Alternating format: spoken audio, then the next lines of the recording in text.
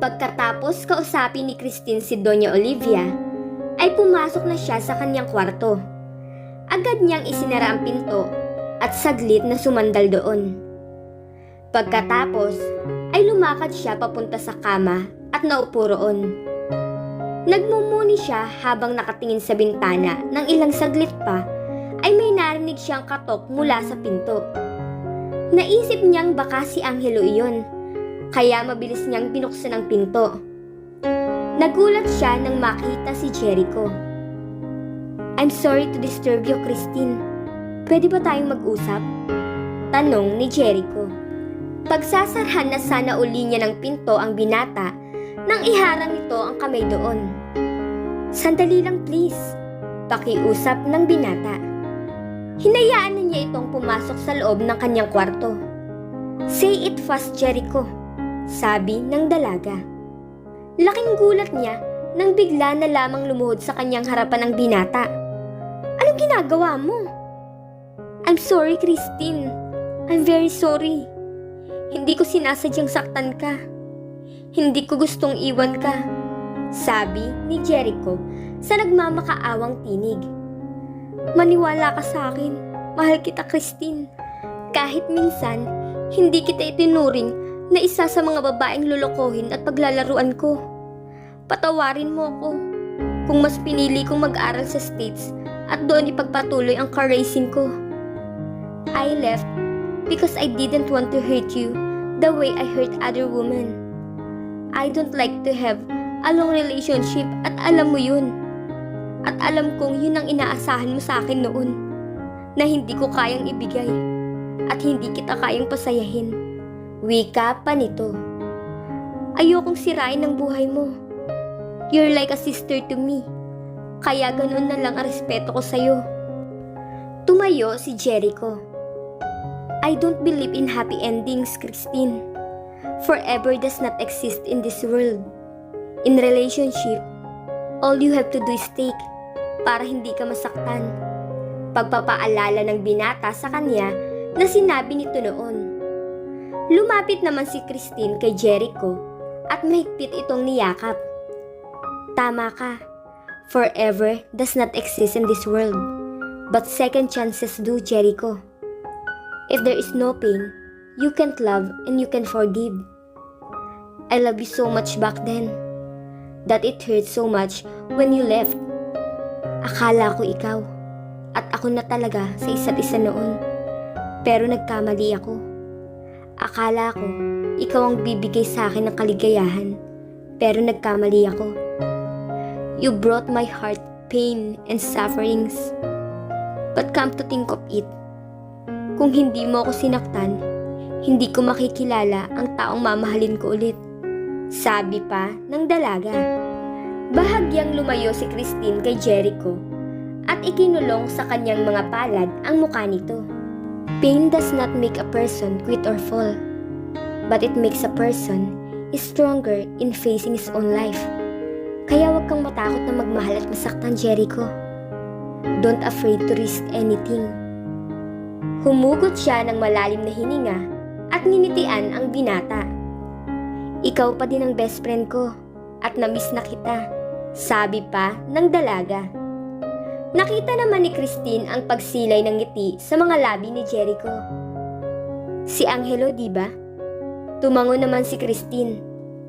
"I love him more than I loved you," pag-amin ng dalaga. "Ouch!" Nakangiting sabi ni Echo. "Alam ko naman yun, pero mangako ka sa akin, hindi mo nahahayaan na mawala itong pangalawang pagkakataon. Kahit palagi kong kaaway ang kapatid ko, ayaw ko pa din na may nananakit sa kanya. He's still my brother, kahit na hindi kami tunay na magkadugo." Pagpapatuloy ng binata. Nagulat si Christine sa huling sinabi ni Jericho. "Hindi ba niya sinabi sa'yo?" "Hindi ko siya totoong kapatid. Inampun lang siya ni na mama at papa nang iwan siya sa labas ng hasyenda noong 3 taong gulang pa lamang siya. Iyon siguro yung dahilan kung bakit hindi siya ganoong kadali magtiwala at galit na galit siya sa mga taong nangiiwan at nagsisinungaling." Wika ng binata. Mahal na mahal niya ang farm at gusto niyang suklian ang lahat ng ginawa sa kanya ni na mama at papa. Alam kong iniingatan niya kaming lahat. Kaya nga kahit palagi kami nagtatalo niyan, ay ayaw ko pa rin minananakit sa kanya. Bahagyang lumapit sa kanya si Jericho at bumulong. Secret lang to. Wika nito.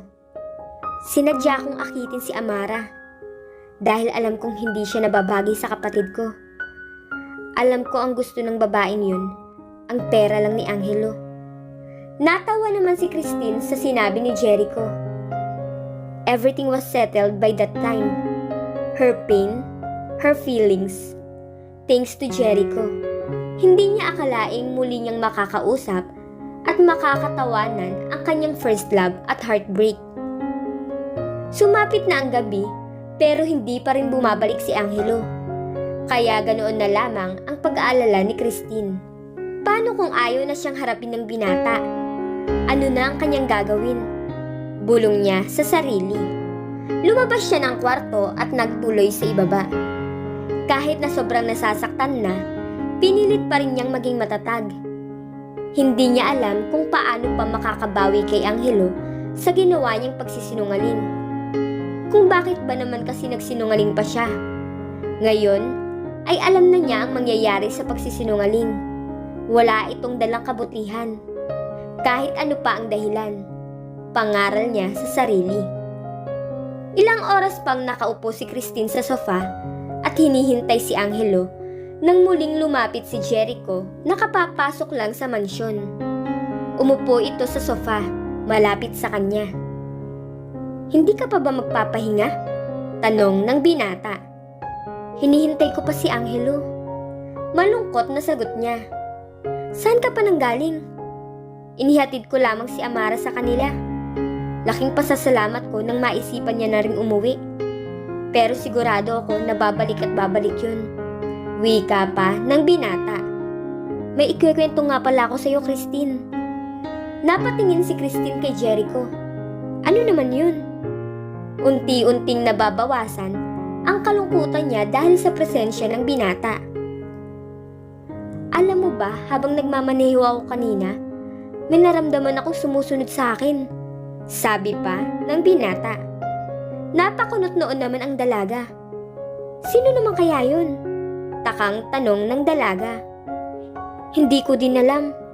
Wala naman akong ginagawang masama this time. Baka naman fans o stalker. Ano sa tingin mo? Tanong ng binata. Bigla siyang napangiti sa sinabi ni Jericho. Niloloko mo ba ako? I'm not joking, Christine. Totoong may sumusunod sa akin. Kung hindi ko nga lang binilisan ang pagtakbo ko, baka nagawa na ako ng masama. Sinundan ni Christine ng tingin ang tinitingnan ni Jericho. At kung bakit natigilan ito sa pagsasalita. Nakita niya si Angelo na nakatayo sa pinto at nakatingin sa kanila. Bumilis ang tibok ng puso ni Christine pagkakita kay Angelo. Parang napakatagal na panahon niyang hindi nakita ang binata. Kahit na ilang oras pa lamang ang dumadaan. Kapansin-pansin ang kalungkutan at sakit sa mga mata ni Angelo. At nais pawiin ni Christine ang mga iyon. Ilang sandali lang ay tumuloy na ang binata sa hagdan at hindi na ulit sila tinapunan ng tingin. Tumayo si Christine para sana sundan si Angelo, pero pinigilan siya ni Jericho. Pabayaan mo muna siya, sabi ni Jericho. Huwag kang mag-alala, maiintindihan ka din niya. Nasaktan siya dahil nagsinungaling ka. Pero alam kong mauunawaan din niya yun. Wika pa nito. Tumango na lamang si Christine. Gagawin niya ang lahat, makuha lamang ulit ang tiwala ni Angelo. Sabi niya sa sarili. Hating gabi na, pero hindi pa rin makatulog si Christine. Hindi niya magawang makatulog dahil kay Angelo. Gustong-gusto niyang makausap si Angelo. Nang maipaliwanag niya ang lahat-lahat, bumaba si Christine ng kama at tumingin sa salamin para ayusin ang sarili. Kailangan ko na siyang makausap, sabi niya sa sarili. Lumabas si Christine ng kwarto at tumapat sa silid ni Angelo. Sana lang ay gising pa ang binata. Nakailang katok na siya pero walang sumasagot mula sa loob. Dahan-dahan niyang pinihit ang serunda nang nalamang nakabukas pala iyon. Marahan niyang binuksan ang pinto at hinanap si Angelo. Pero hindi niya ito makita. Iginala ni Christine ang paningin sa kabuuan ng silid at napansing may bahaging nakaawang sa parte ng dingding. Biglang naalala ng dalaga ang sinabi ni Doña Olivia na secret room ng binata. Bahagyang lumapit ang dalaga doon at itinulak ang dingding. Namangha ang dalaga sa kagandahan ng kwarto. Lalaking lalaki ang pagkadisenyo ng kwarto nito, at kung hindi pa niya makikita ang nakaawang na sa gilid ng dingding, ay hindi niya malalaman na may kwarto dito na nakatago. Nagmamasid ang dalaga nang may bigla siyang narinig na boses. "Anong ginagawa mo dito?" Paglingon niya ay ang galit na mukha ni Angelo, ang kanyang nasilayan. "Narito ako para humingi ng tawad sa iyo, Angelo. I'm really sorry. Alam kong nasaktan kita dahil sa pagsisinungaling ko. Pero sana hayaan mo ako magpaliwanag." Iyak na sabi ni Christine. Yumuko si Angelo. "Tell me." Bulong nito. "I'm giving you another chance to explain everything, Christine. Just please don't lie to me this time." Seryosong sabi ng binata. Patuloy pa din sa pagdaloy ang luha ni Christine. Ngunit sa kabila niyon ay lumapit siya kay Angelo at niyakap ang binata. "I'm sorry." Hindi gumanti ng yakap ang binata, pero hindi rin naman siya itinulak palayo. "Bakit mo ginawa yun? You told me you're not one of those women. Sinabi mong hindi mo kami lolokohin." Puno ng pagdaramdam ang boses ng binata. "Hindi ko sinasadyang gawin yun." Bahagyang lumayo si Christine sa pagkakayakap at pilit pinatigil ang pag-iyak para makapagpaliwanag kay Angelo. "I'm Christine De Castro. We own the De Castro Textile Manufacturing Company and Hacienda De Castro na ngayon ay pareho nang wala. Hindi ko na alam kung ano nang nangyari sa iba pa naming negosyo sa ibang bansa." Malungkot na sabi ng dalaga. Nakita naman ng dalaga na natigilan si Angelo sa kanyang sinabi. "Pinatay ang mga magulang ko noong ako ay 22. Ilang taon nang nakakaraan. Pinatay sila ng gahaman kong tita para lang makuha ang lahat ng ari-arian namin. Kasama niya ang adopted brother ko sa lahat ng plano niya. Patay na rin siguro ako kung hindi lang umaasa ang kuya ko na mamahalin ko siya ng higit pa sa isang kapatid. Pero hindi ko kaya. Kapatid lang ang turing ko sa kanya." Napahagulhol ng iyak ang dalaga nang maalala ang lahat ng nangyari. "Hindi nila ako pinalabas ng bahay ng 3 years. At kapag wala si kuya, pinahihirapan ako ni tita." Sabi ni Christine nang makabawi. "Hindi ko alam kung bakit ganoon na lamang ang galit niya sa akin. Until one day, nagkaroon ako ng pagkakataon na makatakas. Yun yung araw na nakita mo ko. Gusto ko nang mawala nung araw na yun. Pero kailangan kong bumalik. Kailangan kong kunin si Tristan sa kanila." Tiningnan siya ni Angelo. Nakita niya ang galit sa mukha nito. "Tristan is my cousin. Anak siya ng tita Doreen na hindi niya magawang alagaan. Siya lamang ang nagpapasaya sa akin sa loob ng hacienda all those years. Pero hindi ko siya magawang itakas dahil alam kong walang kasiguraduhang buhay pa akong makakalabas." Sabi pa ng dalaga. "Hindi ko din nasabi ang tunay kong pangalan dahil alam kong paiimbestigahan mo ko. Ayokong may makaalam ng nangyari sa akin. Gusto ko silang gantihan sa ginawa nila sa mga magulang ko. Patawarin mo ko, Angelo, kung nagsinungaling ako sa iyo." Sabi pa ni Christine. "Bakit hindi mo sinabi ang lahat ng yan?" Tiimbagang nasabi ng binata. "I'm really sorry, Angelo. Pero nagpapasalamat ako at dito ako napunta." At muli, hindi na naman niya napigilan ang maiyak. Noon niya naramdaman ang pagtaas ng kamay ni Angelo at pinahid ang kanyang mga luha. "Shh!" Pag-alo nito sa kanya. "Ngayon alam ko na ang lahat. ang ibig sabihin ng masama mong panaginip, kung bakit takot na takot ka. Marahang hinaplos ng binata ang kanyang buhok. I'm sorry for being mad at you. Hindi ko lang talaga matanggap na nagsinungaling ka sa akin. Pinagkatiwalaan kita, higit pa sa kung sinong babae. Kaya doble ang sakit nang malaman ko ang lahat ng kasinungalingan. Pero ngayon, alam ko na ang totoo. Everything's going to be fine, baby. Ako ang mag-aayos ng lahat para sa'yo. Bulong ng binata. Kilala mo si Jericho umpisa pa lang, di ba? Nahihimigan ang sakit sa tono ng binata, pero pinilit pa rin ngumiti. Marahan naman siyang tumango. I'm sorry for not telling you that I know him. Muli siyang napahitbi. Stop crying, baby. Hinawakan ni Angelo ang kanyang baba at bahagyang itinaas ang kanyang muka. Ayokong nakikita kang umiiyak, mahinang sabi ng binata. Pagkatapos ay marahang bumaba ang labi ng binata sa kanyang mga labi at marahan iyon na hinagkan. I miss you so much, baby, sabi pa ng binata. Nakaramdam pa si Christine ng pagtutol nang ilayo ni Angelo ang muka sa kanyang muka. Napatingin naman ang binata sa kanyang tiyan at bahagya iyong hinaplos. Si Jericho ba ang ama? Mahinahong tanong ng binata. Nanlaki naman ang mga mata ni Christine. Nakalimutan niya na ang bagay na yon na sabihin kay Angelo, na hindi siya buntis.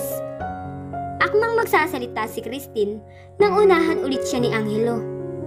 No, don't answer. It doesn't matter anymore. I don't care if you're pregnant with his child. Willing akong maging ama ng bata. Basta wag ka lamang aalis sa tabi ko, Christine. Nagsusumamong sabi ng binata. Muli na namang pumatak ang mga luha ni Christine nang mahimigan ang pagmamakaawa sa tinig ni Angelo. Gusto na niyang sabihin sa binata na nagkakamali ito sa akala, pero bago niya maibuka ang bibig niya, ay sakop na ulit ni Angelo ang kanyang labi.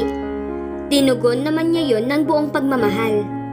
Hindi nila namalayan na nakahiga na sila sa kama at ninanamnam ang pagmamahal nila sa bawat isa. I love you, Angelo, bulong ng dalaga sa sarili, bago sumilay ang ngiti sa kanyang labi. Bahagyang nakaunan sa kaliwang braso ni Angelo. May ngiti naman sa labi na niyakap ni Angelo ang dalaga. Napakasaya niya ng oras na yon, dahil alam niya sa kanyang sarili na siya ang unang lalaki sa buhay ni Christine. Bukod pa sa narinig niya ang bulong ng dalaga na mahal siya nito.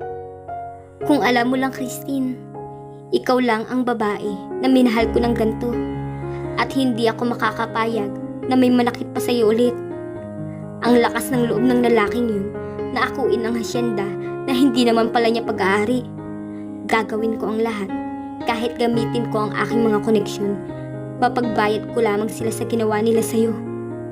Galit na sabi ng binata sa sarili. Nang makita ng binata na tulog na ang dalaga, ay kinuha niya ang kanyang cellphone at may tinawagan siya. I need your help, Rafael. Bungad niya nang may sumagot sa kabilang linya. Rafael Lim was one of his friends. Ito lamang ang maaari niyang lapitan kapag kailangan niya ng tulong gamit ang otoridad. I want you to serve a warrant of arrest to Tyron De Castro and Doreen Santiago immediately for killing Carlos and Jasmine De Castro 3 years ago. Ilang sandali siyang tumigil para pakinggan ang sagot ni Rafael. Wala akong pakialam kung matagal na yon. All you have to do is file a warrant. Sasabihan ko din si Thunder na mag-open ng case as murder. Alamin mo rin kung sino ang abogado ng pamilya nila. Alam kong hindi yun imposible sa'yo, Rafael, di ba? With all your connection? Sabi pa ni Angelo. Alright, thanks a lot, pare. I owe you this time. Call me as soon as possible. Sabi ni Angelo bago tinapos ang tawag. Sunod naman niyang tinawagan si Thunder. Ilang sandali lang ay pinaliwanag niya kay Thunder ang lahat at mabilis naman itong sumang-ayon. Nagising si Christine na may ngiti sa mga labi. Muling ibinaling ni Angelo ang tingin kay Christine at hindi niya napigilan na hindi ito halikan, kaya bigla itong gumalaw at bumago ng posisyon. Agad niyang niyakap ang dalaga sa baywang at ipinaunan sa kanyang dibdib. "Everything will be alright, baby," bulong niya sa dalaga. "I will take good care of you now." Tanghali na nang mapilit ni Christine si Angelo na palabasin siya sa kwarto nito. Dahan-dahang isinara ni Christine ang pinto ng silid nang biglang mapasigaw nang malingunan niya si Thunder na nakatayo sa likuran niya. May pilyong ngiti sa mga labi nito. Natutok ni Christine ang kanyang dibdib sa sobrang gulat. "Ginulat mo ako, Thunder. Bakit ba bigla ka nalang sumusulpot?" Naiinis na tanong niya dito. "Ako?" Itinuro pa ni Thunder ang sarili. "For your information, kanina pa ako nandito. Hinihintay ko lang lumabas si Angelo dahil may kailangan akong i-discuss sa kanya." Muli iyong ngumiti. "Hindi ba kwarto ni Angelo yan? Bakit diyan ka nang galing?" Nakangiti pang tanong nito. Tiningnan niya si Thunder ng masama. "Mind your own business, Thunder." Ang galing talaga nitong manginis. Wika niya sa sarili. Lumapit ito sa kanya. "Well, you know my business, Christine." Seryosong sabi nito. Nagulat siya sa sinabi ni Thunder. "How did you?" "Sinabi sa akin ni Angelo kagabi. And don't worry about your situation. I am now your lawyer, sweetie. All I need is more information from Rafael and then we can go all the way." Tinitigan pa siya nito. "Ang lakas mo kay Angelo. Although ayokong magkaroon ng inaanak, tatanggapin kong maging ninong ng baby nyo. Kaya lang, kuripot akong magbigay." Tumawa pa si Thunder nang lumayo sa kanya at bumaba na ng hagdan. Naiinis na sinundan lang ni Christine ang tingin si Thunder. Kailan kaya magtitinong lalaking yun? Bulong niya sa sarili. Nagulat pa si Christine nang makita sina Franco at Amara sa hapagkainan kasama nila Thunder at Doña Olivia. Wala pa si Angelo dahil ito ay nasa kwarto pa. Matalim ang ipinukol sa kanya ni Amara. Nakaupo sa tabi ni Doña Olivia. "Iha, come join us," yaya ni Doña Olivia sa kanya. Lumapit si Christine sa mga ito at pinili niyang umupo sa tabi ni Thunder at sa tapat ni Franco. "It's nice to see you again, Rica," wika ni Franco. "It's Christine," sabat ni Thunder. Kunot noong tiningnan ni Franco si Thunder. "Long story pare, maki-Christine ka na lamang." Pagpapatuloy ni Thunder at nilagyan ng pagkain ang kanyang pinggan. "That's very nice of you, Thunder," biglang sabat ni Amara habang nakatingin sa ginagawa ni Thunder. "Mukhang close na close kayo ah," inis na sabi ni Amara. Tumingin si Thunder kay Amara. "Kami? Hindi naman. Gentleman lang talaga ako, Amara. Saka wala naman akong balak mang-agaw ng girlfriend ng iba." "Ouch!" sigaw ni Thunder nang simpleng sipain ni Christine sa paa.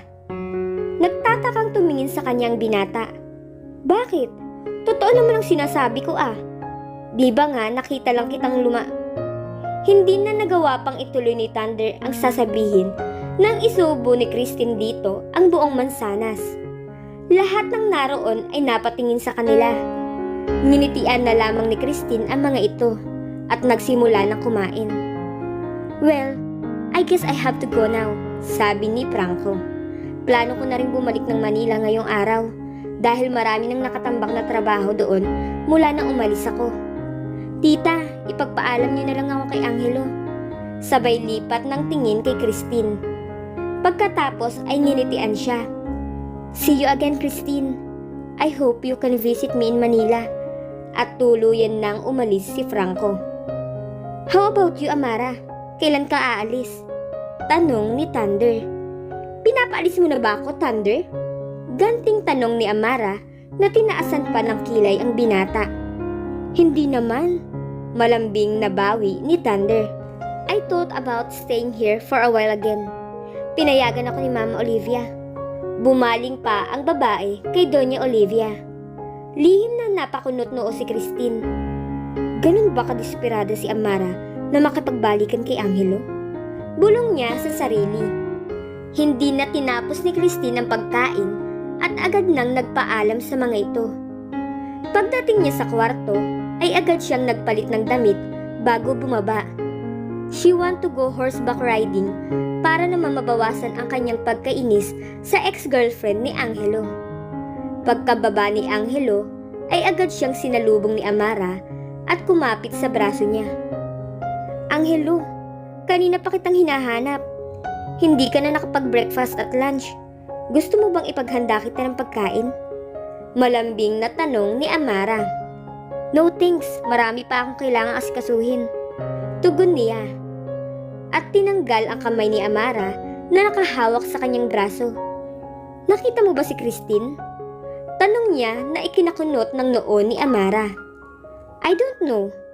Ngumiti ito ng matamis saka ikinawit ang kamay sa leeg nito. Baka magkasama na naman sila ni Thunder. Kanina pa silang nagkukulitan sa tanghalian. They look together. Doktong pa nito. Really? Tinanggal ni Angelo ang mga kamay na nakapulupot sa kanyang leeg. Aalis na ako at ako maghahanap sa kanya. Pagkasabi niyon ay tinalikuran na niya si Amara. Narinig pa niya ang mahinang pagmumura ng babae.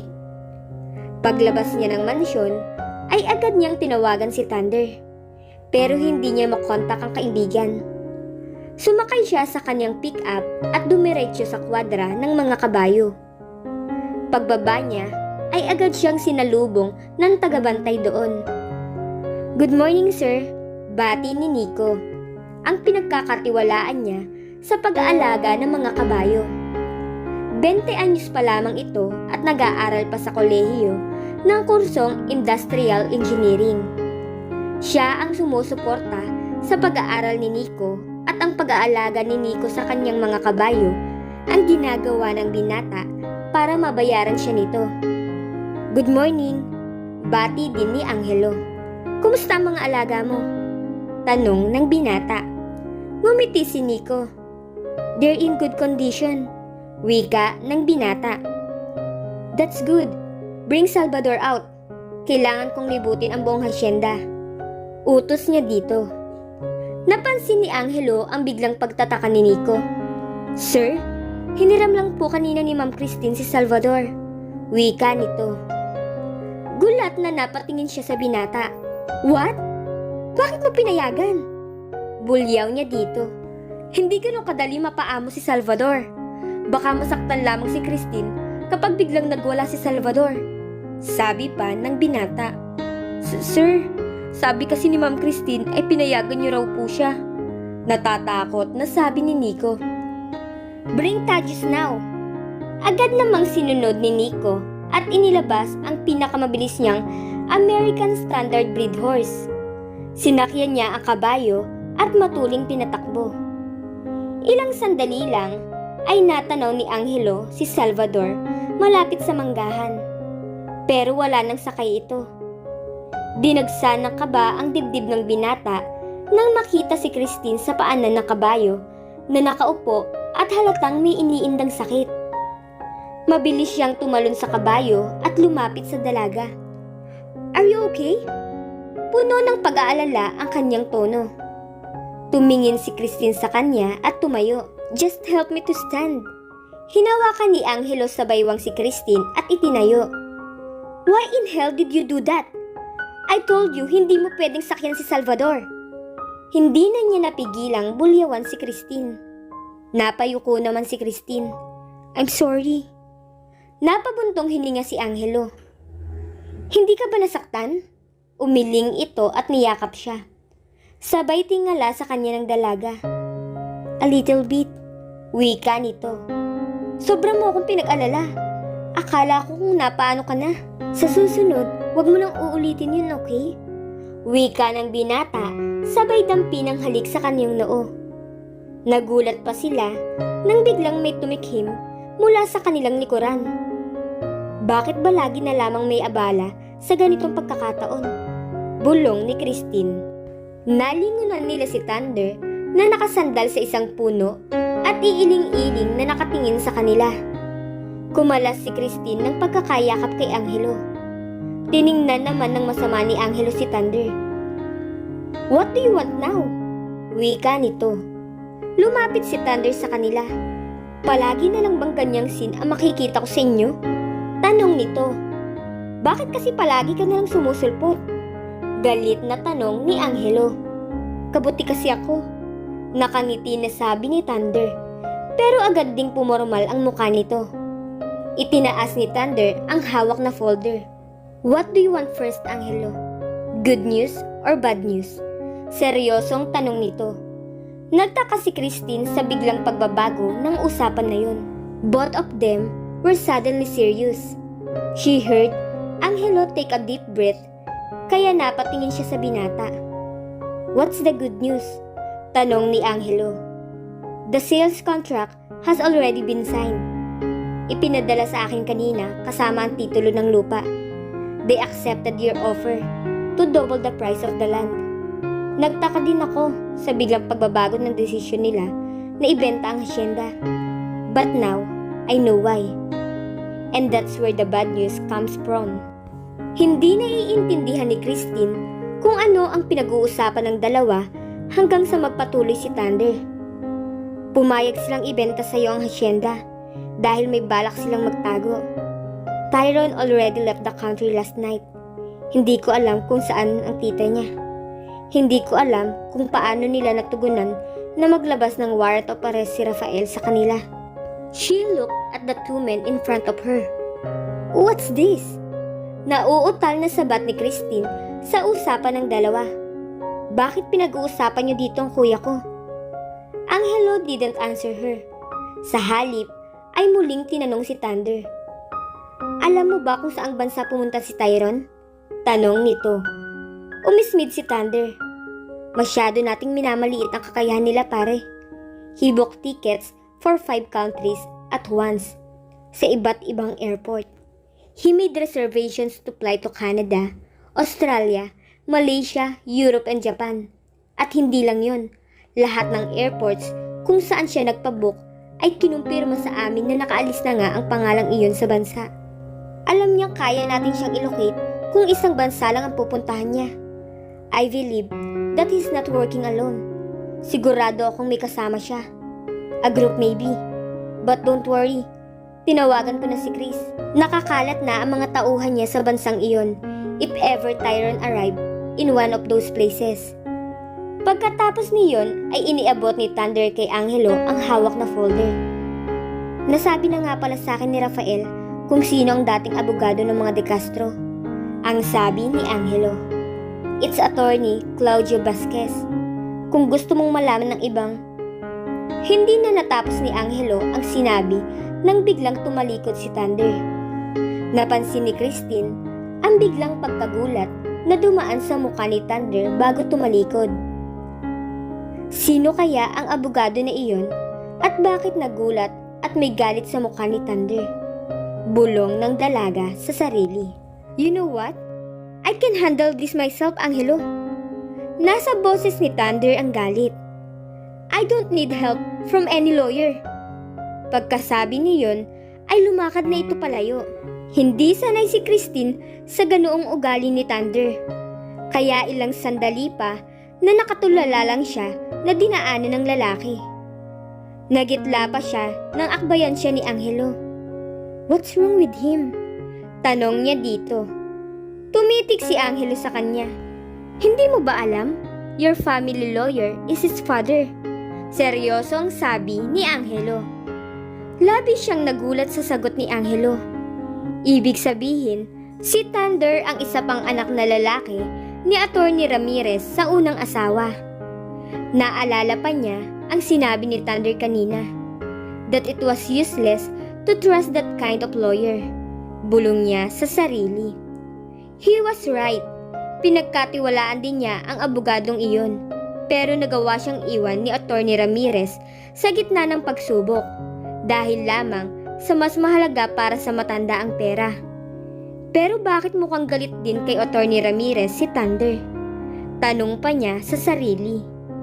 Inalis na iyon ni Christine sa isip dahil alam niyang personal na buhay na iyon ni Thunder at Attorney Ramirez. Ilang linggo pa ang lumipas, Pero wala pa ring balita sa kinaroroonan ni Tyrone. Christine started to panic dahil hindi niya alam kung nasaan si Tristan. Baka kung ano na ang nangyari sa kanyang pinsan. Sa mga panahon na yon, walang tigil si Angelo sa pakikipag-usap sa mga kakilala para lamang mapahanap si Tristan. Sobrang nagpapasalamat si Christine sa lahat ng ginagawa ni Angelo sa kanya. Ilang gabi na din si Christine na nasa kwarto ni Angelo natutulog dahil na rin sa kahilingan ng binata. And she was more than willing to give him everything he asked. Marahang hinaplos ni Christine ang mga labi ni Angelo. Natigilan pa siya nang bahagyang umungol ang binata at nagmulat ng mga mata. "Bakit gising ka pa, baby?" Wika nito. Hinigit siya ni Angelo palapit sa katawan nito at niyakap ng mahigpit. Kinabukasan ay hindi mapalis ang ngiti ni Christine habang naghahanda papunta sa farm. Pagbaba niya ay nasalubong pa niya si Doña Olivia at bahagya pa siyang nailang na pakiharapan ang Donya. "Iha, hindi ka pa ba nag-aalmusal? Papunta ka na ba sa farm ngayon? Nasaan si Angelo?" Tanong ng Donya at niyaya siyang maupo sa sofa. "Nasa kwarto po si Angelo," nakayukong sabi ng dalaga. "Ganun ba? Hinahanap kayo ni Jericho kanina. Nasa farm ng batang yon at naghahanap ng mapaglilibangan." Biglang umasim ang muka ni Doña Olivia. "Nandito pa din si Amara? Hindi ko naman maitaboy." Tinitingnan siya ng ginang. "You're blooming, iha. Dahil ba bumalik na si Jericho?" Tanong pa ni Doña Olivia. "Hindi po. Nagkausap na po kami ni Jericho noong nakaraang gabi pa, nung bumalik siya.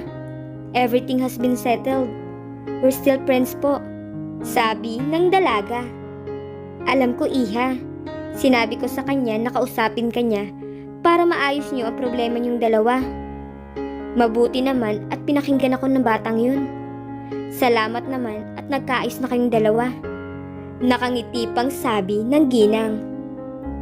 "Thank you po sa lahat." Sabay hawak ni Christine sa kamay ng ginang. Pagkatapos ay hindi niya napigilan ang mapaiyak. Pinunasan ng ginang ang kanyang mga luha. "Wala iyon, iha. You're like a daughter to me. And I really wish na sana nga ay anak na lang kita. Mangyayari na sana yun kung hindi ka pinakawala ni Jericho." Malungkot na sabi nito. Ngumiti si Christine sa ginang. Kung alam lang ni Doña Olivia kung ano ang namamagitan sa kanila ni Angelo. Bulong niya sa sarili. "Anong drama to, mama?" Biglang paglukso ng puso ni Christine nang marinig ang boses ni Angelo. Sabay pa sila ni Doña Olivia na napatingin dito. "Nating iho, bakit ngayon ka lang din bumaba? Hindi ka na sumasabay ngayon sa pagkain." Nagtatampong wika ng mama ng binata. Hinalikan naman ng binata ang pisngi ng ina.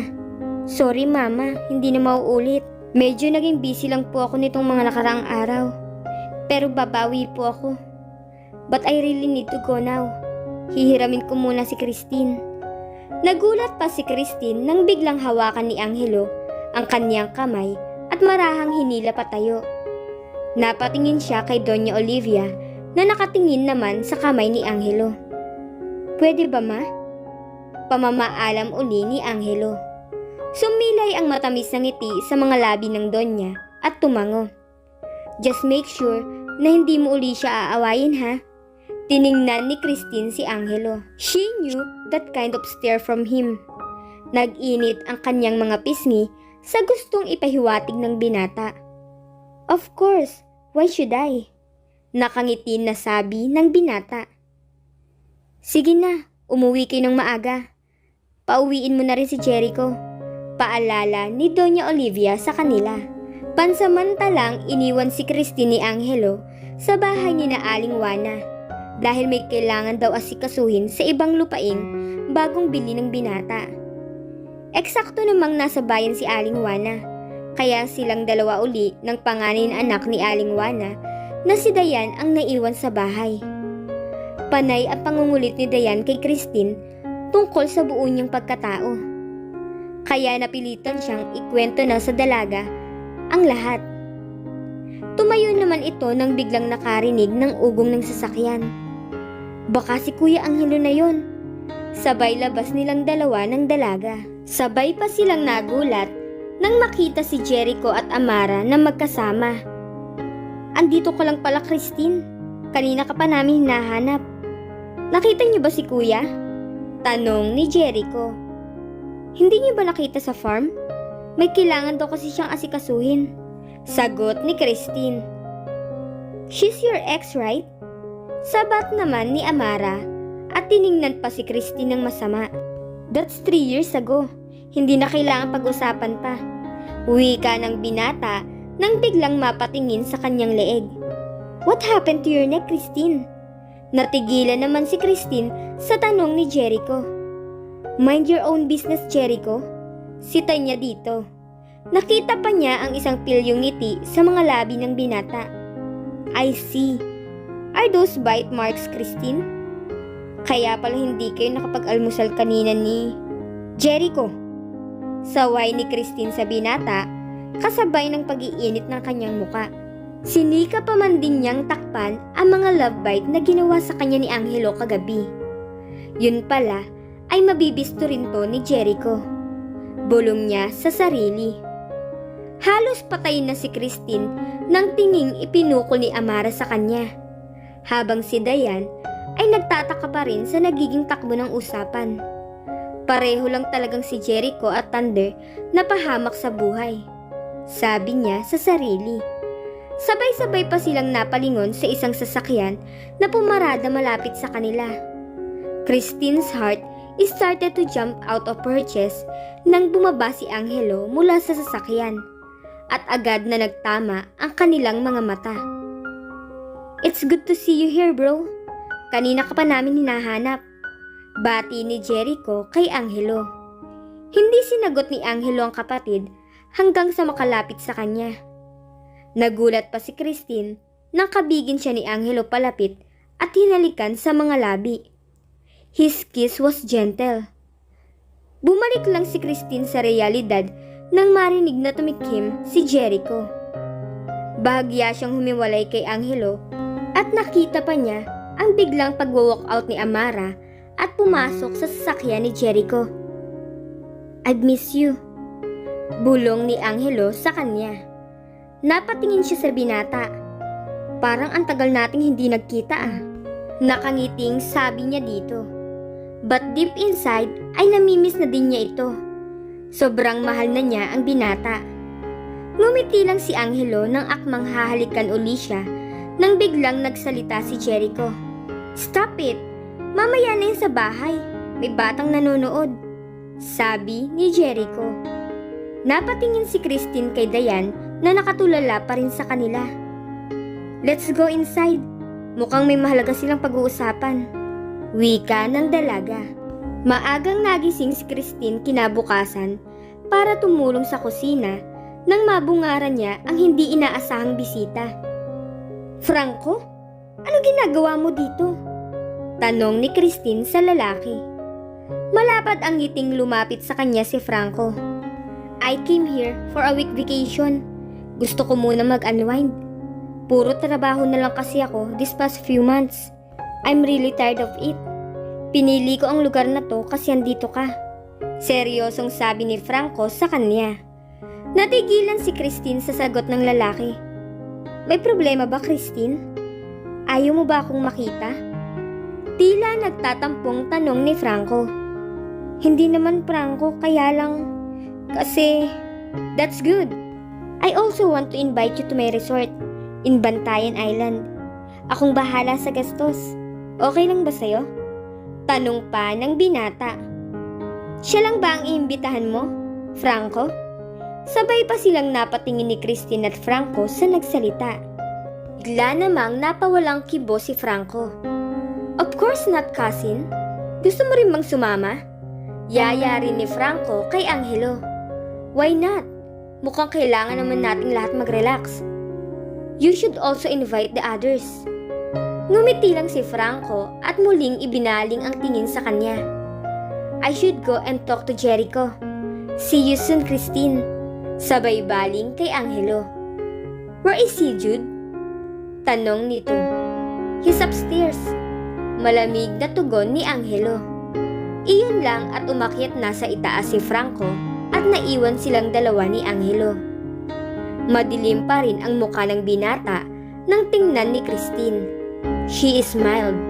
Ikinawit niya ang mga braso sa leeg ni Angelo. You're rude. Ganyan mo ba talaga tratuhin ang pinsan mo? Wika niya sa binata. Hinapit siya ni Angelo sa baywang para lalo siyang mapalapit sa katawan nito. It's his fault. Hindi niya dapat tingnan ka na parang pag-aari ka niya. Wika pa ng binata. Napangiti na lang ang dalaga, sabay hilig ng ulo sa dibdib nito. You're only mine, baby. Remember that, okay? Wika pa ng binata. Iniiwas niya ang tingin sa binata nang may maalala. Baka may makakita sa atin dito. Go to your work. Baka tanghaliin ka. Saad naman ng dalaga. Should we go upstairs? Nagniningning na sabi ng binata. Alam ni Christine ang nais ipahiwatig ni Angelo. Nararamdaman niya yon. Bahagya siyang lumayo sa pagkakayakap sa binata. You have to work. Hahanapin ka ng mga tauhan mo sa farm. I'll just be here. Nakangiti na sabi ng dalaga. Hinawakan ni Angelo ang kanyang baba at bahagyang itinaas ang kanyang muka. Medyo matatagalan ang balik ko. Pagkatapos ay mabilis nitong ginawaran ng halik ang kanyang mga labi. I'll see you soon. Sabay paalam ni Angelo. Nabubugnot na si Christine buong araw na nasa mansyon lang at walang ginagawa. She only stayed inside her room to avoid Franco. She missed Angelo so much. Dahil simula pa nang huli silang magkita kaninang umaga, ay hindi pa rin ito bumabalik sa mansyon. Pasado 11:00 na ng gabi, nakahiga siya sa kama at nakabalot ng kumot hanggang dibdib. Ilang minuto pa lang sigurong nakakatulog si Christine nang maramdaman niya ang pagtanggal ng kumot na nakabalot sa katawan niya at ang marahang paghalik sa kanyang mga noo. Nagmulat siya ng mga mata at napangiti nang masalubong ang gwapong mukha ni Angelo. I'm sorry to wake you up, bulong ng binata. Umupo si Christine sa kama at tiningnan ng binata. Bakit ngayon ka lang dumating? Tanong ng dalaga. Come to my room, may ipapakita ko sa'yo. Sa halip ay sabi ni Angelo. Pagkatapos ay nauna nang lumabas sa kanyang kwarto. Nagtataka man ay sumunod pa rin si Christine. What is it? Tanong niya nang makapasok sa kwarto ni Angelo. Kinuha ni Angelo ang isang box na nakapatong sa kama at iniabot sa kanya. Nanlaki ang mga mata niya nang makita ang isang cellphone na bago ang brand na ngayon niya lang nakita. It looked very expensive. Nahihiya naman siyang itanong sa binata ang halaga niyon.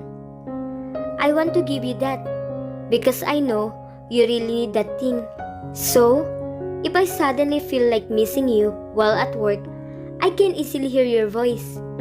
Iyan na pinakabagong labas na cellphone ng kumpanya ni Christopher. Sa US at sa Europe pa lang yan nare-release. Inabala ko pa si Christopher na nasa London para lang maipadala yan dito. Do you like it? Nakangiting tanong ni Angelo. Hindi alam ni Christine kung ano ang dapat sabihin. She looked at him. This is too much, Angelo. Naiiyak na sabi niya. He smiled. No, it's not. May kinuhang folder si Angelo na nakapatong din sa kama at iniabot sa kanya. Here's another one. Christine took the folder and opened it. Napasinghap siya at tuluyan ng tumulo ang kanyang mga luha. Lumapit sa kanya si Angelo at niyakap siya. Sa'yo na ulit ang hasyenda nyo. I will do everything para maibalik yun sa dati. And I'm still working on getting back your father's companies na ibinenta ng kuya mo. Pangako ni Angelo sa kanya. Napahagulhol na si Christine ng iyak sa dibdib ni Angelo. Bahagyang lumayo sa kanya ang binata at kinuha ang mga hawak niya, saka ipinatong ang mga iyon sa bedside table. Hinawakan ni Angelo ang mukha niya at pinahid ang kanyang mga luha. "Don't cry, baby," wika ng binata. "Thank you so much. Hindi ko alam kung paano kita mababayaran sa lahat ng tulong na ginagawa mo sa akin." Iyak pa din na sabi ng dalaga. Niyakap at dinampian naman siya ng halik ni Angelo sa mga labi. "Sapat na sa akin na makita ko na masaya ka, Christine." Malambing na sabi nito. "Kuya, I have some good... Oh, my eyes. I'm really sorry." Naiinis na napatingin kay Jericho si Angelo. "Don't you know how to knock, Jericho?" Sita ni Angelo. Maging si Christine ay napatingin na rin sa pinto. "You should have locked the door," sagot naman ni Jericho. Kahit kailan talaga ay hindi ito magpapatalo. "Anong kailangan mo?" Naiinis pa ring tanong ni Angelo. "I came here because I have some good news for both of you. But I didn't mean to disturb you." Tumawag kanina si Rafael at sinabing nahuli na daw nila ang tita mo, Christine. Nasa kamay na siya ng otoridad. Napaamin na rin siya sa ginawa niya sa parents mo. But your brother is still missing at hindi naman sinabi ng tita Doreen mo kung nasaan siya, sabi ni Jericho. Kinakabahang napatingin si Christine kay Jericho. "Paano si Tristan?" Nag-aalalang tanong ni Christine. "Dapat siguro ikaw ang kumausap sa kanya. Pag-usapan niyo na lang ni Kuya kung kailan kayo babiyahe pa Manila.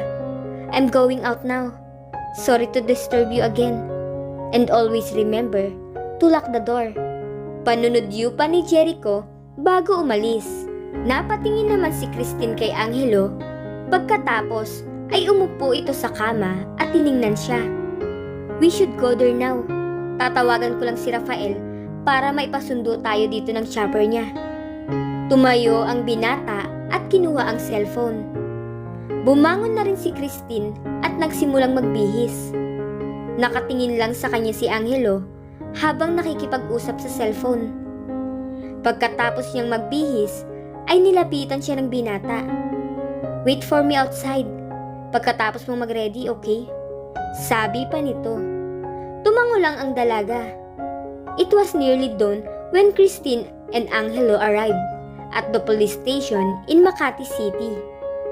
Agad naman silang sinalubong ng isang lalaking sa tingin ni Christine ay si Rafael. He was a very gorgeous man that walked and talked with authority. Bulong niya sa sarili. Bahagya lamang tumango at ngumiti kay Christine si Rafael bilang pagbati bago humarap kay Angelo. "Nasaan ang tita niya?" tanong ni Angelo. "Follow me." Then Rafael walked towards a private cell. Hinawakan ni Angelo ang kamay ni Christine at inangkay siya pasunod kay Rafael. Nakita ni Christine nang lumabas ang tita Doreen niya. Nakaposas at gulat na nakatingin sa kanya. Bumitaw siya kay Angelo at lumapit sa tiyahin. "Nasaan si Tristan?" Matigas na tanong ni Christine sa tiyahin. Hindi ito sumagot. "Tinatanong kita, nasan siya? Nasan siya?" Hindi na niya napigilan ang sariling sigawan ang tiyahin. Gusto nang manakit ni Christine ng mga oras na yun. "Anak ko siya, wala akong karapatan sa kanya." Mahinahong sagot ni Doreen. "You never treated him as your son. Sabihin mo na kung nasan siya," sabi pa ni Christine. Ngumiti lang ito sa kanya. "You're very lucky dahil nakatakas ka. Kung pinakinggan lang ni Tyrone ang utos ko noon na patahimikin ka na rin, wala ka na siguro dito sa harap ko ngayon para sigawan ako." Nang iinsulto na sabi ng tiyahin. "Damn you!" Narinig ni Christine na mura ni Angelo mula sa likuran. She looked at him and saw the anger he was trying to control. Tumingin din ang tita niya sa binata. "I never thought of seeing you here, Mr. Buenaventura. Nalandi ka rin pala nitong pamangkin ko. Kaya pala ganun na lang ang pagkagusto mong makuha ang hasyenda namin. Wika pa ni Doreen. Nagpanting ang tenga ni Christine sa sinabi ng tiyahin niya. Nasaan si Tristan? Kapag hindi mo sinabi kung nasaan siya, I swear na hindi lang yan ang aabutin mo. Galit na sabi ng dalaga. As Tyrone, yun ay kung mahahanap mo siya. Anyway, I never wanted that child, kaya ipinadala ko na sa kuya mo. Now, kung wala ka nang gustong itanong, umalis ka na. I'd rather face the criminals in here than face you. Nang iinis pa nitong sabi, bakit ba galit na galit ka sa akin? Hindi ko alam ang ginawa ko sa'yo para kamuhian mo ako ng ganto. At bakit mo ginawa yun sa mga magulang ko? Christine asked out of curiosity. Hindi dahil nasasaktan siya sa galit ng tiyahin sa kanya. Muli ay nakita niya ang sakit na dumaan sa mata ng tiyahin niya. You want to know why? It's because of your mother. Huminga ito ng malalim bago nagsalita. I never thought my sister would betray me. Napakasakit. Naiiyak na sabi nito. Ako ang kasintahan ng iyong ama nang makilala siya ng iyong ina. Hindi ko na dapat sila pinakilala sa isa't isa. Hindi na sana nawala sa akin si Carlos. Mahal na mahal ko ang papa mo. Pero dahil sa mama mo, nawala lahat ng pangarap ko kasama ang taong pinakamamahal ko. That's why I hated you. Dahil ikaw ang bunga ng kataksilan nila. Galit na sabi ni Doreen. Ni sa panaginip ay hindi naisip ni Christine yun. Dahilan ng galit ni Tita Doreen. Kaya hindi agad siya nakapagsalita. Pero hindi yun rason para patayin mo sila. Sabi pa ni Christine. Pero nagawa ko na. Hindi na sila maibabalik pa. Sagot ni Doreen. Nilapitan ni Christine ang kanyang tiyahin. Hindi na paghandaan na kanyang tiyahin ang pagsampal niya dito. You know, you deserve more than that. Galit na sabi niya dito. Hindi na nagsalita pa si Doreen at tumalikod na pabalik sa selda. Lumapit naman sa kanya si Angelo at niyakap siya. Wala siyang kwentang tao at ina, sabi ni Angelo. Nang tingnan niya ang binata ay nakita niya ang galit sa mukha nito. Alam ni Christine ang nararamdaman ng binata. Iniwan din si Angelo ng sariling mga magulang, kaya ganoon na lang ang galit ng binata. Huwag kang mag-alala, we're going to find Tristan, sabi ng binata, sabay tingin ni Angelo kay Rafael. Thanks a lot pare, you help a lot, wika pa nito. Tumango lang si Rafael. Noon naman tumunog ang cellphone ni Rafael. Dali-daling sinagot iyon ng lalaki. Yes, sweetheart. I'm about to go home. Pagkasabi niyon sa kausap, ay tumingin ito sa kanila at nagpaalam. Pagkaalis ni Rafael, ay hindi napigilan ni Christine na magtanong kay Angelo. Is he married? Tanong nito. Tiningnan siya ng binata saka umiling. I don't know, but he's been acting weird these days. Nasabi na lang ni Angelo. Ilang saglit pa ay niyakap siya ng binata. We must go back to Cebu. Hinihintay na tayo ni Franco. We're going to Bantayan Island, remember? Bigla namang naaalala ng dalaga ang imbitasyon ni Franco sa kanyang resort. Kailangan natin to para kahit paano ma-refresh ang isip mo. Sabi pa ni Angelo, sabay halik sa noo niya. The Bantayan Island was more beautiful than the pictures and article that describe it. The water was clear and the atmosphere was relaxing. Franco's resort, the La Buenaventura's resort, para itong isang paraiso. Malinaw ang dagat at makikita mo ang mga isdang naglalalangoy.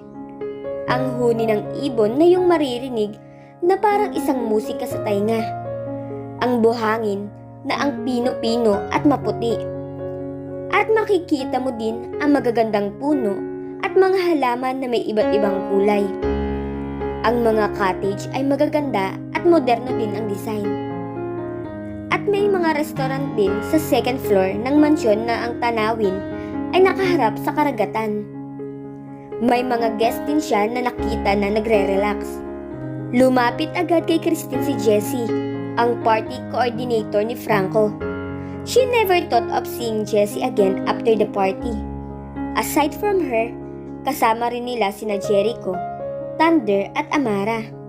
Lumayo agad sa kanila sina Jericho at Thunder at lumapit sa mga babaeng guest ng resort para makipagkilala. Hindi na inintindi ni Christine ang dalawa nang mahagip ng kanyang mga mata ang pagpulupot ng kamay ni Amara sa braso ni Angelo. "It's beautiful here," buong paghangang sabi ni Jessie at tumingin sa kanya. "Ano ang tinitingnan mo?" Sinundan ng babae ang kanyang tingin. Nang ibaling ni Christine ang tingin kay Jessie, ay nakita pa niya ang biglaang pagngiti ng babae. "So you like Angelo?"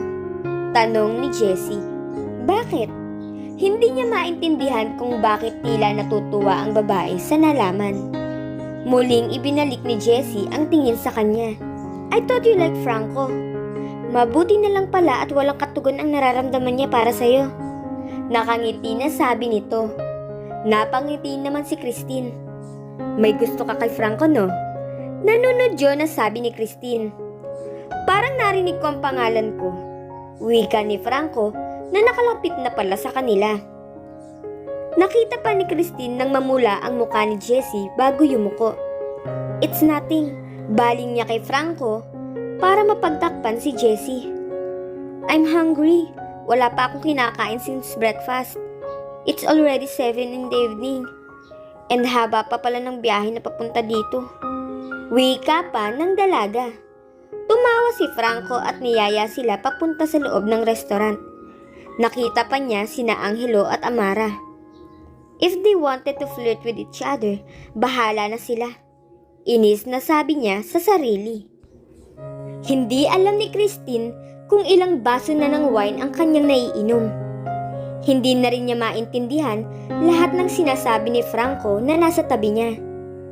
Ang iniisip lang ni Christine ay kung nasaan si Angelo dahil kanina pa nawawala ang nobyo sa kanyang paningin. Naiinis siya kapag naiisip na kasama ni Angelo si Amara na nawawala rin. Noon naman lumapit sa mesa nila si Thunder. Inubos muna ni Christine ang laman ng basong hawak nito bago hinarap ang lalaki. "Have you seen Angelo?" tanong ni Christine kay Thunder. Hindi niya na pinansin ang pagkunot ng noo ni Franco. "Yes, nakita ko siya kanina sa loob ng cottage, may kausap sa cellphone," sagot ni Thunder. "Kasama kaya niya si Amara?" Naniniguradong tanong ni Christine. Ngumiti naman si Thunder. "Hindi ko siya nakita na kasama ni Angelo. Nagsiselos ka ba?" Nang iinis na sabi pa ni Thunder. "Hindi. Bakit naman ako magsiselos? Bahala silang dalawa kahit maglampungan pa sila sa harapan ko." Nakairap na sabi ni Christine. Pero ang puso niya ay nasasaktan. Nagkibit balikat si Thunder. "Okay, sabi mo eh." Wika pa nito. Uminom ulit si Christine ng isang baso ng wine bago humarap kay Franco. "Why don't you talk to Jessie? It seems that she really wants to get to know you more." Hindi naman sa tinataboy niya si Franco. Ayaw lang niya talagang umasap ang lalaki sa kanya. "Bakit naman?" tanong ni Franco. "May gusto siya sa'yo. Hindi mo ba nahahalata?" sabi niya sa binata. Tinitigan si Christine ni Franco. "But I like you," seryoso na sabi ni Franco. Ngumiti si Christine dito na nagpapaunawa. "I'm really sorry, Franco." Pagkasabi niyon ay tumayo na si Christine. "I need to rest. See you in the morning." Lumakad na si Christine palabas ng restaurant pero hindi siya tumuloy sa sariling cottage. She went to Angelo's cottage instead and knocked. "Come in." Narinig ni Christine na wika ni Angelo. Pinihit niya ang serundap pabukas at ang una niyang ginawa pagpasok ay suyurin ang buong silid. Nakita niya si Angelo na nakaupo sa isang armless chair at nakaharap sa kanyang laptop. Tumingin ang binata sa kanya nang isara niya ang pinto. "Yes, baby?" He smiled and looked at the laptop screen again. Nakaramdam na ng pagkahilo si Christine kaya sumandal muna siya sa pinto at pumikit. "Where's Amara?" Tanong niya dito. Why would you ask me that? Bodyguard niya ba ako? Narinig niyang ganting tanong ni Angelo. Hey, are you okay? Nang magmulat si Christine ng mga mata, ay nakita niya ang nag-aalangang tingin ng binata sa kanya. Okay lang ako. Naparami lang ang inom ko. Dahan-dahan siyang lumapit kay Angelo. Ano ba yung ginagawa mo? Ibinalik naman ni Angelo ang tingin sa screen. Business. Tumawag ang caretaker ng farm sa Singapore. Nagkaroon daw ng problema sa production ng mangoes. Wika nito. Is it serious? Tumayo si Christine sa likod ng binata at ipinatong ang mga kamay sa mga balikat nito. Not really. It's going to be alright soon. Mahinang sabi ng binata. Yumuko si Christine para halikan ang leeg ni Angelo. The wine was already affecting her. Really? Sabi pa ng dalaga. Angelo could feel her warm breath on his neck. Oh baby, what are you doing? Nauutal na sabi ni Angelo. The time she placed her hand on his shoulders, his whole body already reacted. He had never been like this in just a simple touch. He stopped tapping the keyboard. He couldn't control himself.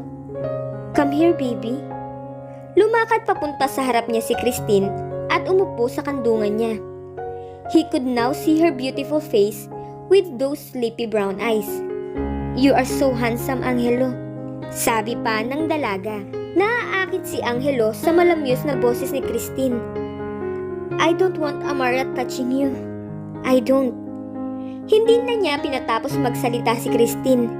Hinalikan niya na si Christine ng buong pagmamahal. Kinabukasan, nagmulat ng mga mata si Christine nang makarinig ng sunod-sunod na katok mula sa pinto. She looked at the side of her bed pero wala na siyang katabi. Nagpumilit siyang umupo kahit na parang minamartilyo ang ulo niya dahil sa sakit dulot ng hangover. Hindi pa rin tumigil ang katok sa pinto kaya napilitan siyang buksan na lang ang pinto. Nagulat pa si Christine nang mapagbuksan ng pinto si Jessie kasama si Franco. Gulat ding napatingin sa kanya si Jessie. Si Franco naman ay walang kaemo-emosyon ang muka. Sorry sa abala, Christine. Hinahanap kasi namin si Angelo. Wala ba siya dyan sa loob? Tanong ni Jessie. Umiling siya at agad na yumuko. Alam niyang pinagmumulahan siya ng muka. Wala na siya nang magising ako. Ganun ba? Tanong sa kanya ni Franco. Tumingin ito kay Jessie. Siya nga siguro yung kasama ni Amara kanina papunta sa kabilang resort. Napaangat bigla ng tingin si Christine. Bakit sila pupunta doon? Tanong ni Christine. Muling ibinalik ni Franco ang tingin sa kanya at nagkibit balikat. Nagpasama siguro si Amara. Wika nito. Tumingin din sa kanya si Jessie. Sundan mo na lang sila, Christine. Siguradong hindi pa nakakalayo ang mga yon. Pagkasabi niyon, ay niyaya nang umalis ni Jessie si Franco. Napansin ni Christine ang pagiging malapit ng dalawa sa isa't isa ng mga oras na yon. Pero hindi na niya iyon pinag-ukulan ng pansin at nagmamadali ng pumasok sa banyo at nagbihis. Bakit ba ayaw tantanan ng amarang yun si Angelo? Bulong niya sa sarili. Eksaktong paglabas ni Christine ng cottage ni Angelo ay nakasalubong niya si Thunder na umiinom ng buko juice. Hey Christine, want some? Alok nito. No thanks. Have you seen Angelo? Tanong niya dito. Kumunot ang noon ni Thunder. Kagabi mo ba siya'y nahanap sa akin na? Hindi pa rin kayo nagkikita? Grabe naman kayo maglaro ng hide and seek. Sabi nito na nakangiti pa. Unti-unti nang nauubos ang pasensya ni Christine. Just tell me kung nakita mo siya o hindi. Inis na sabi ng dalaga. Napangiwi naman si Thunder. Yes, naglalakad siya kanina papunta doon sa kabilang resort. Anito sabay turo ng 100. So kasama niya nga talaga si Amara. Galit ang nararamdaman niya ngayon. Asan si Jericho? Tanong pa din niya. Nagtatakang napatingin si Christine kay Thunder. Umalis siya. Wika nito. What? Umalis na siya kanina pang madaling araw. May kailangan daw asikasuhin sa car shop niya sa Makati. Saad pa nito. Ganoon ba? Sige, maglalakad-lakad na muna ako dito. Paalam niya. Ipinagpatuloy na ni Christine ang paghahanap kay Angelo. Halos malibot na niya ang buong resort ni Franco at hindi pa rin niya nakikita kahit anino ni Angelo. Hanggang sa pabayaan na lang niya sina Amara at Angelo kung saan man naroon ang mga ito. Na Christine ang kanyang paglalakad hanggang sa makasagi siya ng isang puting bato na nakaharang sa kanyang dinaraanan. Napatingin siya doon at nakita ng dalaga ang mas marami pang naggagandahang batong pandagat na nakakalat sa buhanginan at tila bumubuo ng mga salita. Napakunot si Christine habang binabasa ang mga nakasulat sa mga bato. Nagising si Christine sa liwanag na tumatama sa kanyang muka. Maghahating gabi na siyang nakatulog kagabi sa kahihintay ng balita tungkol kay Jericho at sa kababantay kay Doña Olivia. Pagkababa ni Christine ay dumiretso siya sa komedor kung saan naroon si Doña Olivia at taga-agahan. Nasa mukha pa rin ng ginang ang pag-aalala, pero ngumiti nang makita siya. Iha, come on, let's eat. Masyado kang napagod sa pagbabantay sa akin kagabi. Wika ng ginang. Wala pa po ba sina Angelo? Tanong ni Christine. Wala pa nga. Sana naman makita na nila si Jericho. Malungkot na sabi ni Doña Olivia. Lalapit siya kay Doña Olivia pero napahawak siya agad sa dingding nang makaramdam ng pagkahilo. Umiikot ang buong paligid. Napapikit siya at napahawak sa ulo. Iha, are you alright? Narinig ni Christine na tanong ni Doña Olivia na napatayo sa kinauupuan. Bigla siyang napahawak sa kanyang tiyan at natutop ang bibig. Hindi na nakalapit ang ginang sa kanya dahil nagtatakbo siya na papasok sa kusina at nagduduwal sa lababo. Walang laman ang kanyang sikmura, kaya halos wala siyang maisuka. Nagpupunas na si Christine ng bibig nang makalapit sa kanya si Doña Olivia. Pinagpapawisan pa rin ang dalaga. Are you okay, Iha? Inabutan siya ng ginang ng isang basong tubig. Ininom niya iyon at bahagya na siyang nahimasmasan. What was happening to her? Wala naman siyang natatandaang kinaing masama. Pagtingin ni Christine kay Doña Olivia, ay nakita niyang nakatitig ito sa kanya. Are you pregnant, Christine? Seryosong tanong ng ginang. Nanlaki naman ang kanyang mga mata sa tanong ni Doña Olivia.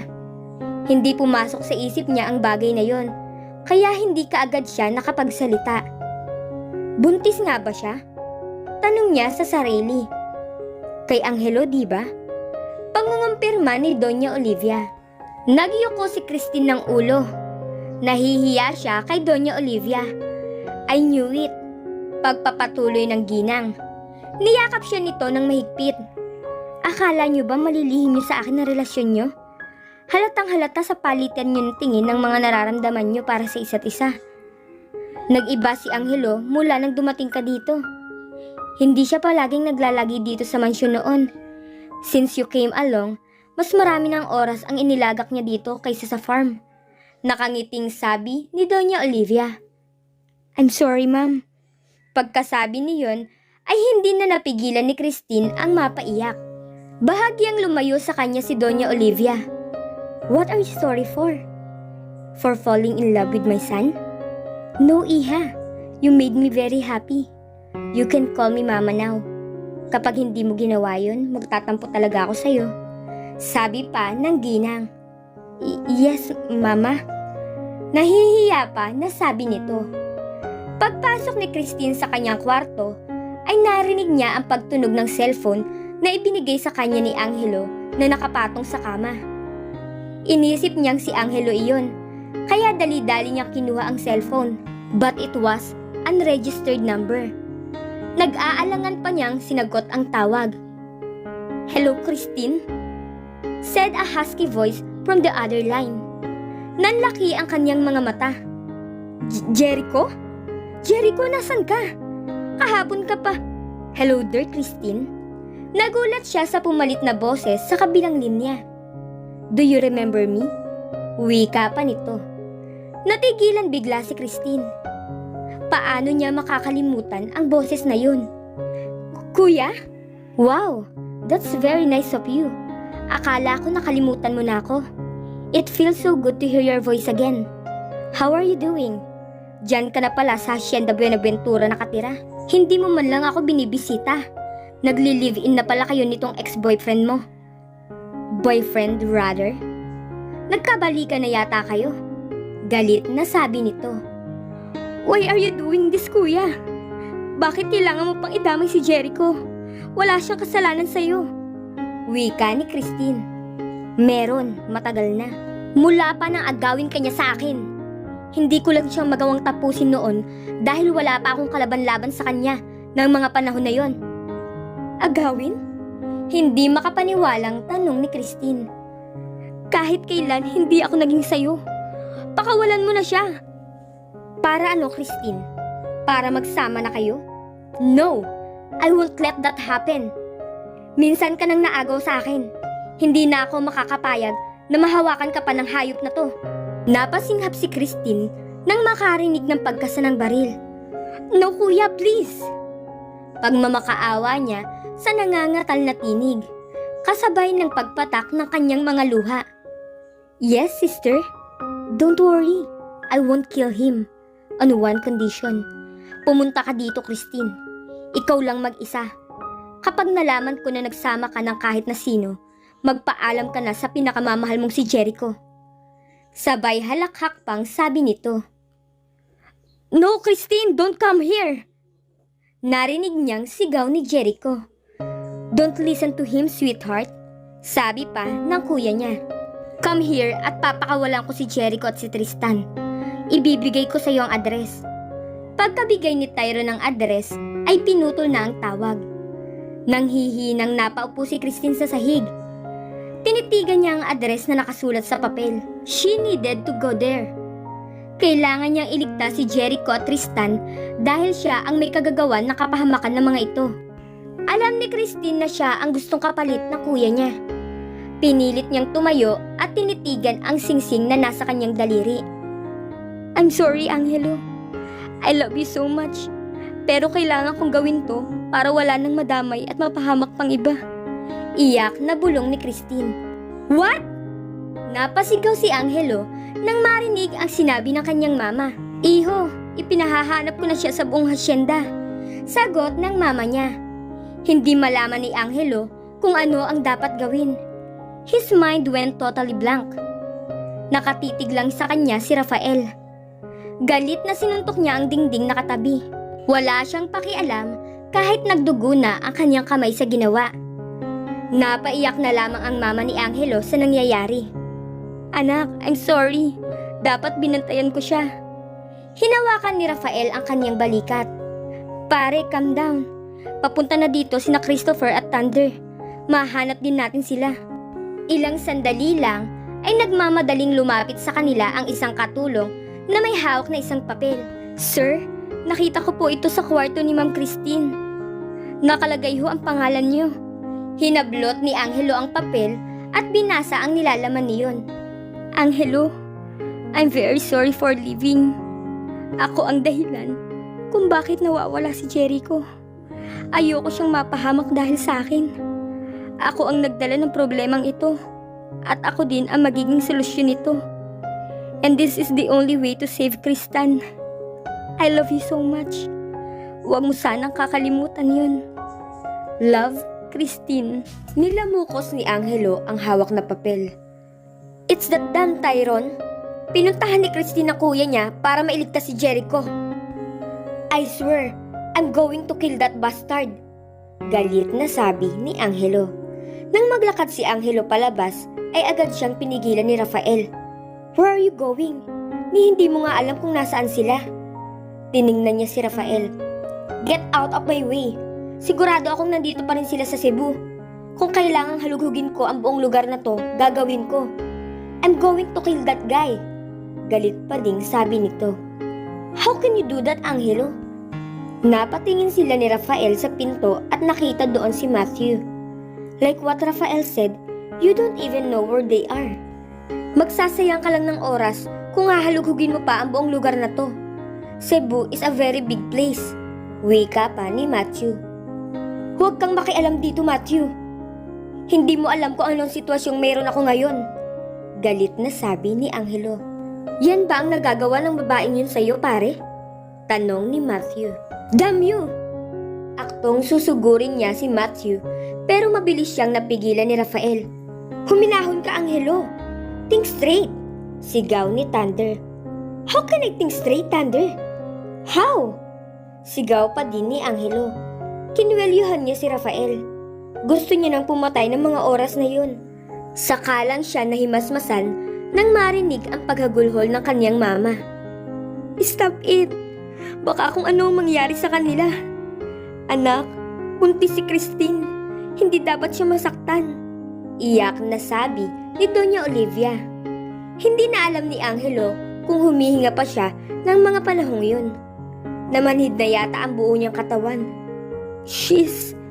For the very first time in his life, unti-unting tumulo ang mga luha niya. Walang katiyakan ang maaaring mangyari anumang sandali. At nanghihina siya ng mga sandaling yun. His heart was slowly breaking into pieces, thinking how useless he was at that time. Wala siyang magawa para mailigtas ang mga ito. I shouldn't left her. I shouldn't have. Pinagsisisihan ni Angelo ang ginawang pag-alis sa mansyon. Hindi na lang dapat niya iniwan si Christine para nabantayan niya ang dalaga. Malungkot na sabi ni Angelo. Lumapit sa kanya si Matthew. We'll find them, Angelo. Damn it! Sino bang Tyro na yan para kalabanin tayo? Galit na wika nito. Nakita ni Angelo nang magkasabay na pumasok sina Christopher at Franco. At nakita din niya ang awa sa mga mata ng mga ito sa nakikitang sitwasyon niya. Don't worry, pare. Siguradong gagawa ng paraan si Jericho. Kilala ko siya. Pagpapagaan ni Franco ng loob niya. Lumakad si Christine papasok sa isang lumang warehouse at nakita ang papasalubong na dalawang lalaki. Aktong hahawakan siya ng mga ito pero iniiwas niya ang kanyang katawan. Huwag niyo na akong hawakan. Kaya ko kayong sundan. Tumalikod na lang ang mga lalaki at nauna ng maglakad. Sumunod si Christine hanggang sa kaloob-loobang bahagi ng warehouse. May kaunting liwanag doon at napakaluwag ng loob. Mga nakakalat na kalawanging bakal at yero lang ang nasa sahig. Higit sa 10 mga tauhan ang kanyang nakikita at may hawak na mga armas. She looked up and saw railings up there. May second floor ang warehouse. Madilim lang ang bahaging iyon dahil walang ilaw. Napatitig si Christine sa isang parte niyon na hindi malamang kadahilanan. All she saw was pure darkness. Muling ibinaba ni Christine ang tingin nang makarinig ng papalapit na yabag. Nakita niya muli ang dalawang lalaking nakaharap niya kanina na ngayon ay hawak-hawak si Jericho. May pasa ang mukha ni Jericho at nakatali ang mga kamay. Lalapitan sana niya ang binata nang makitang kasunod nito ang Kuya Tyrone niya na may hawak ding baril. Christine, bati ng kanyang kuya. Long time no see, sister. You look even more beautiful. Nakangiting sabi ng kapatid. Damn you, kuya. Ganting bati niya. Pakawalan mo na si Jericho. Nandito na ako. Galit na sabi ni Christine. No problem. Pinanguan ng kuya niya ang dalawang kasama para pakawalan si Jericho. Dahan-dahang lumapit sa kanya si Jericho. Nang makalapit ang binata, ay agad niyang tinanggal ang pagkakatali sa mga kamay nito. I'm sorry, Jericho. This is my fault. Naiiyak na hingiya na paumanhin sa binata. Magpaalam na kayo sa isa't isa dahil isasama na kita, Christine. Muling wika ng kuya niya. Umalis ka na, wika ni Christine. I told you not to come here. Putol ni Jericho sa kanyang mga sinasabi at niyakap siya ng mahigpit. Nagulat si Christine nang bumaba ang kamay ni Jericho papunta sa likod ng bulsa ng kanyang pantalon. May dinukot ito doon. Hug me, Christine. They have my phone. Wika pa nito. Alam na ni Christine ang gustong gawin ni Jericho. Dahan-dahan niyang itinaas ang kanyang mga kamay para yakapin ito. Kasabay niyon ay ang pasimpleng pagdukot ng binata sa kanyang cellphone na nasa likod na bulsa ng kanyang pantalon. What's Angelo's speed dial? Maya-maya ay bulong ni Jericho. Isinubsob ni Christine ang muka sa leeg ng binata. Bahagyang lumayo si Jericho sa kanya pero nanatiling nasa likod pa rin niya ang kamay ng binatang may hawak ng cellphone. Tiningnan niya ito. Paano maitatago ni Jericho ang cellphone sa mga maghahatid dito paglabas kung hawak-hawak niya yun? Bulong niya sa sarili. Mahahalata naman ni Tyrone kung may ipapasok si Jericho sa bulsa. Tiningnan siya ni Jericho. I'm sorry, Christine. Bulong nito. Tell Angelo, I'm also sorry. Bago pa niya maisip kung ano ang inihihingi ng tawad ng binata, ay lumapat na ang mga labi nito sa kanya nang bumaba ang kamay ng binata. Mga labi.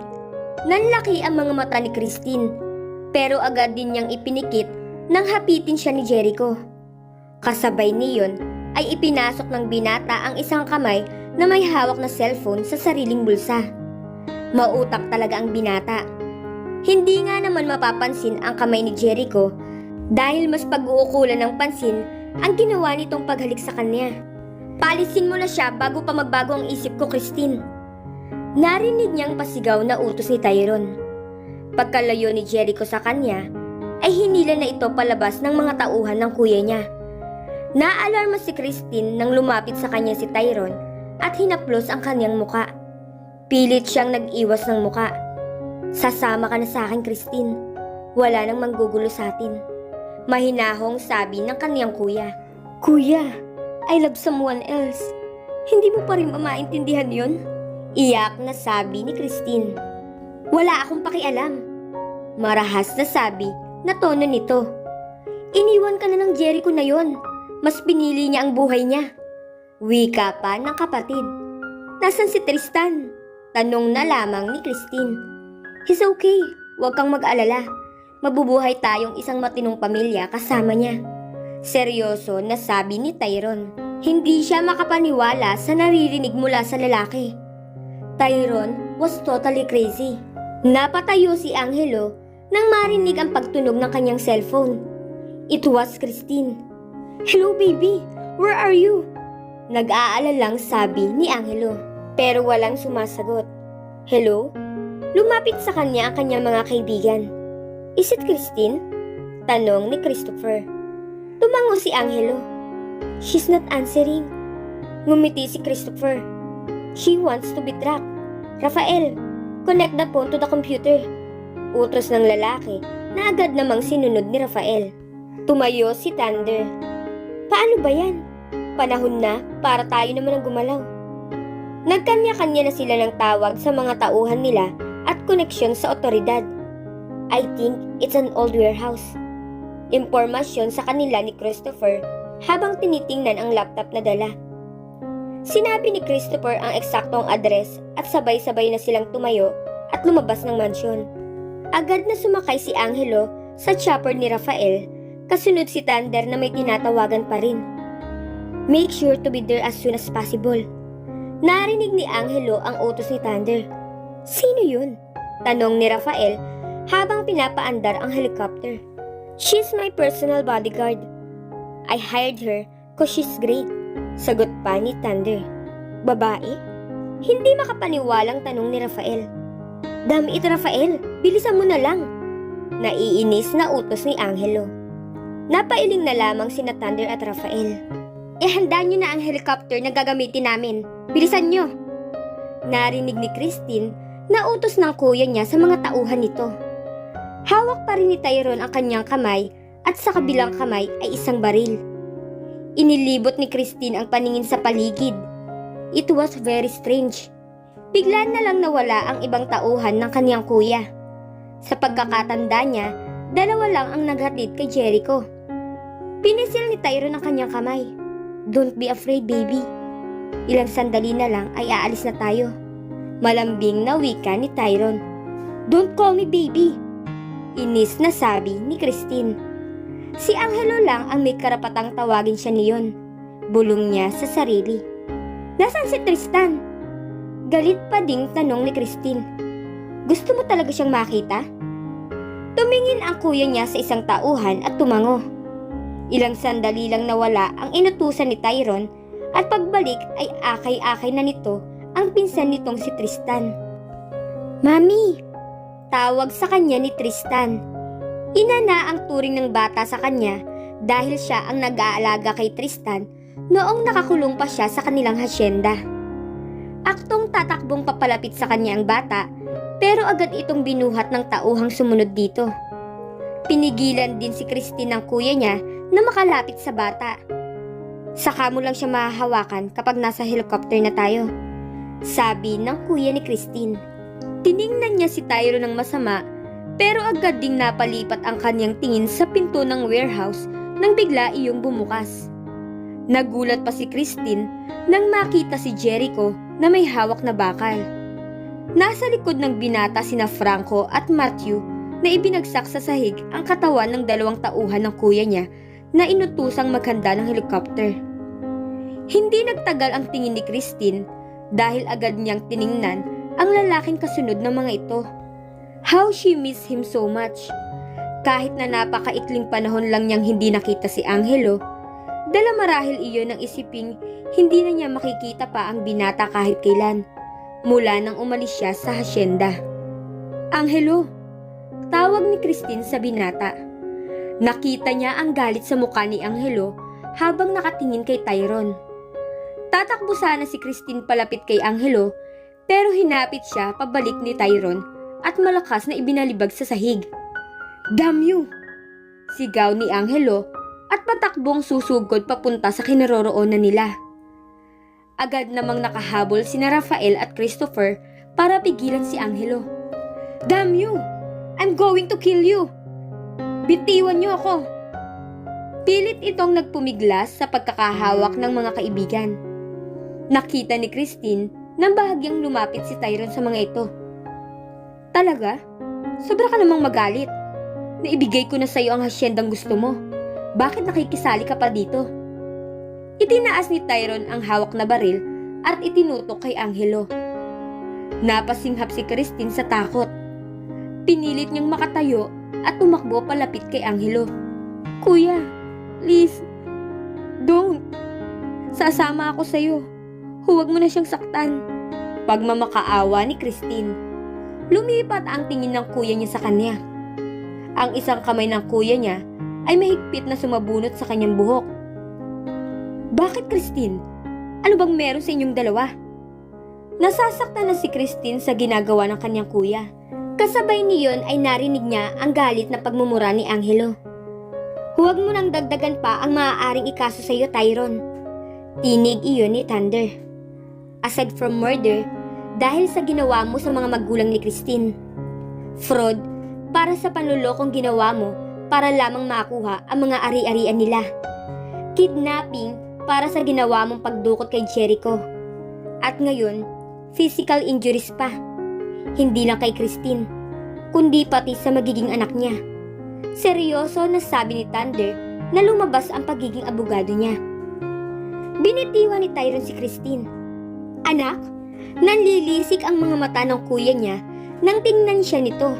You're pregnant? Galit na tanong nito. Kuya, parang awa mo na. Pabayaan mo na kami. Lumuluhang pakiusap ni Christine. Kanino, Christine? Bulyaw ni Tyrone. Sa hayop na Jericho na yon? Pagkatapos kanyang iwan? No, kuya. Please. Tama na. Umiiyak na sabi ni Christine. It's mine. Tinig iyon ni Angelo. No, Angelo, don't. Hindi dapat iyon malaman ng kuya niya. Baka kung ano pa ang gawin ng kuya niya kay Angelo. No, it's not him. Baling niya sa kuya niya. Pero huli na ang lahat. Nakatingin na si Tyrone kay Angelo at muling itinutok sa binata ang baril. You bastard! Pinatay na sana kita nung una tayong magkita. Galit na sabi ni Tyrone. Napapikit si Christine nang makarinig ng putok ng baril. Pagmulat niya ay nakita niyang tumumba ang isang tauhan ng kanyang kuya na malapit sa kanila. Hindi galing sa kuya niya ang putok ng baril. Ang tagal naman ng dramang to. Narinig ni Christine ng sigaw na isang boses. Kasabay niyon ay ang pagtalo ng isang babae mula sa second floor. She was wearing black shirt and pants. And she was holding a gun in her left hand. Elise, anong ginagawa mo? Bakit ngayon ka lang dumating?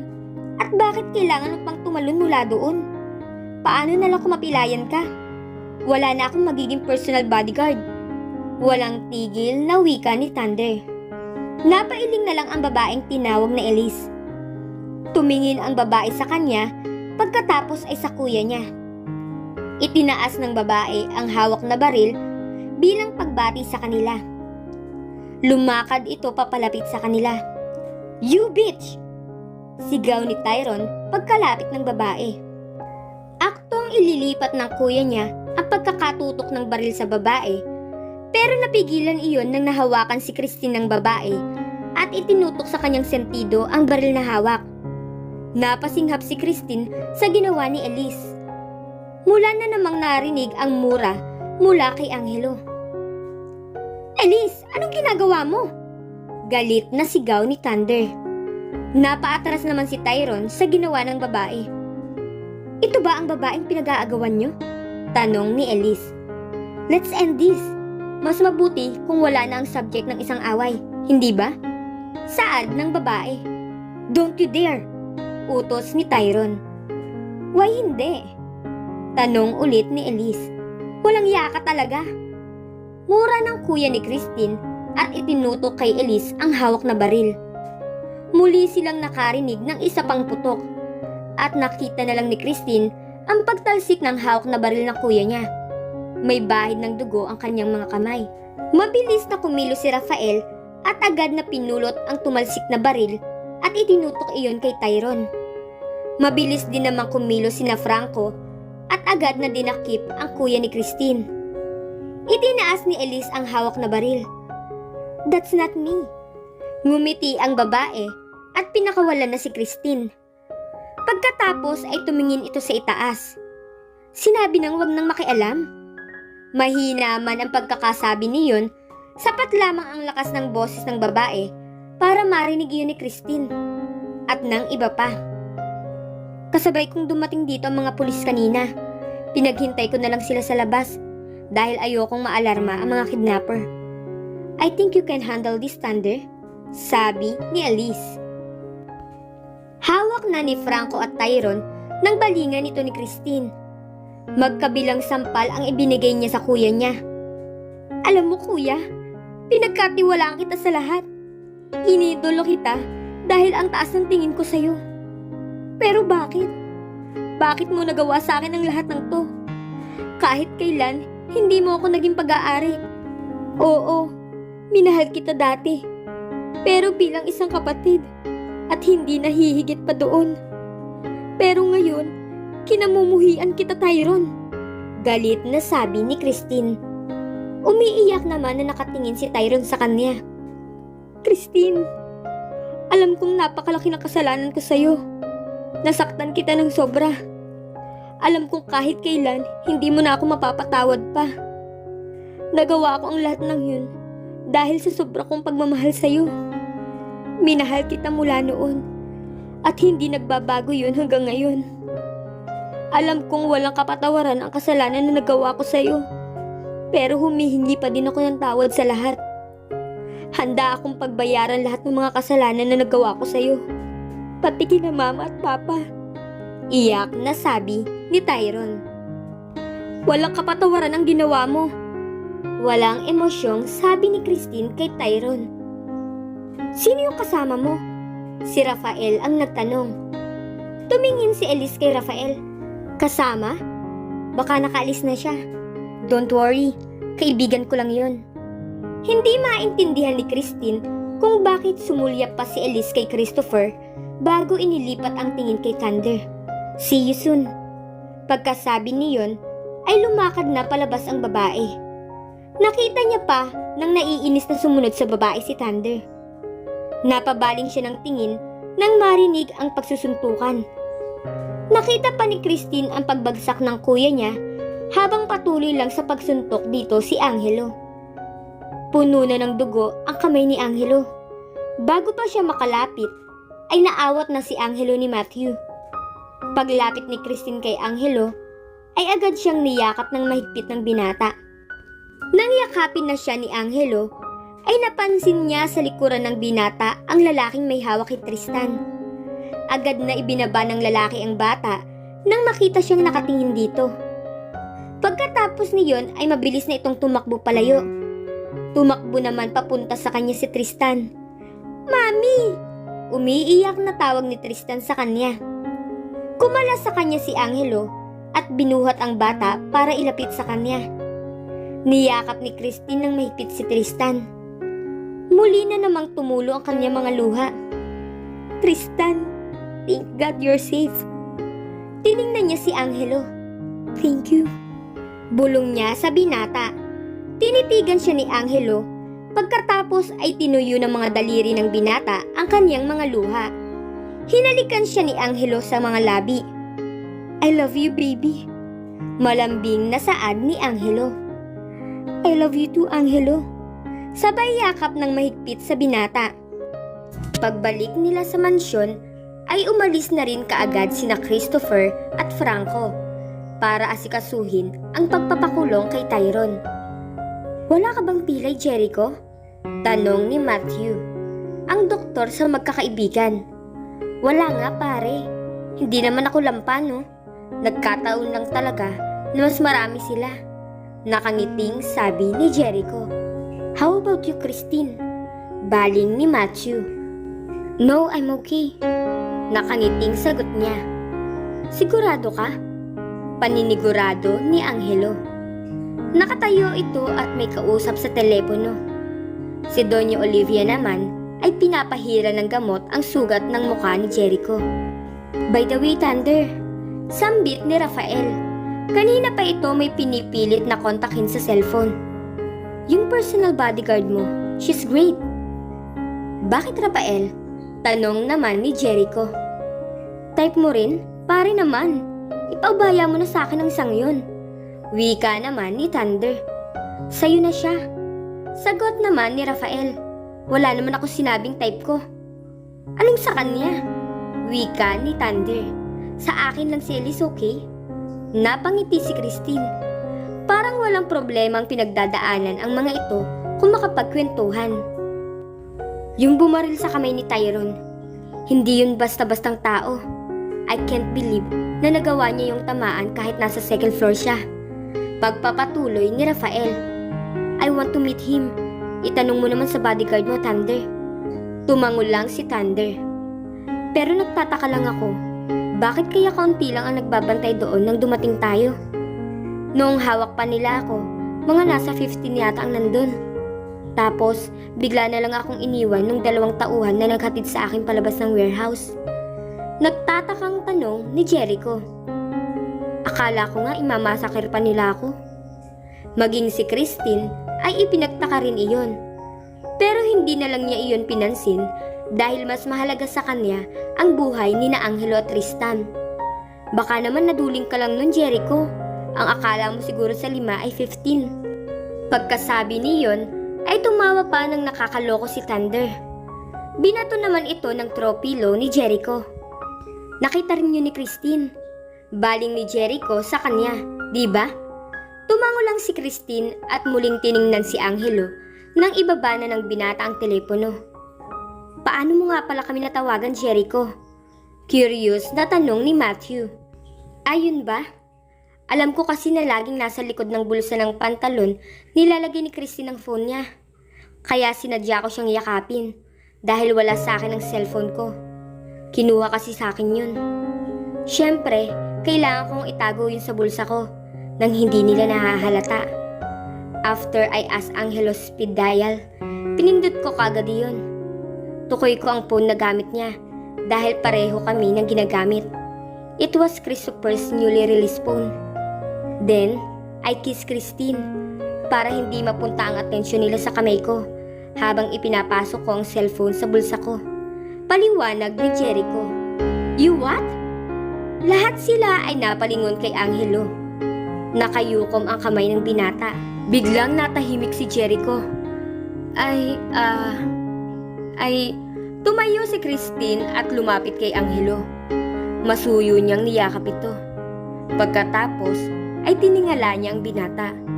It was just a simple kiss, Angelo. Kung hindi niya gagawin yun, malamang napahamak na kami. Mahinahon na sabi ni Christine. Nawala naman kaagad ang galit ni Angelo. Tila nakahinga naman ng maluwag si Jericho. Pigil naman sina Thunder at Matthew ang pagtawa. Lumipas pa ang mga linggo. It was Christine's very special day. She looked at the most handsome groom she had ever seen.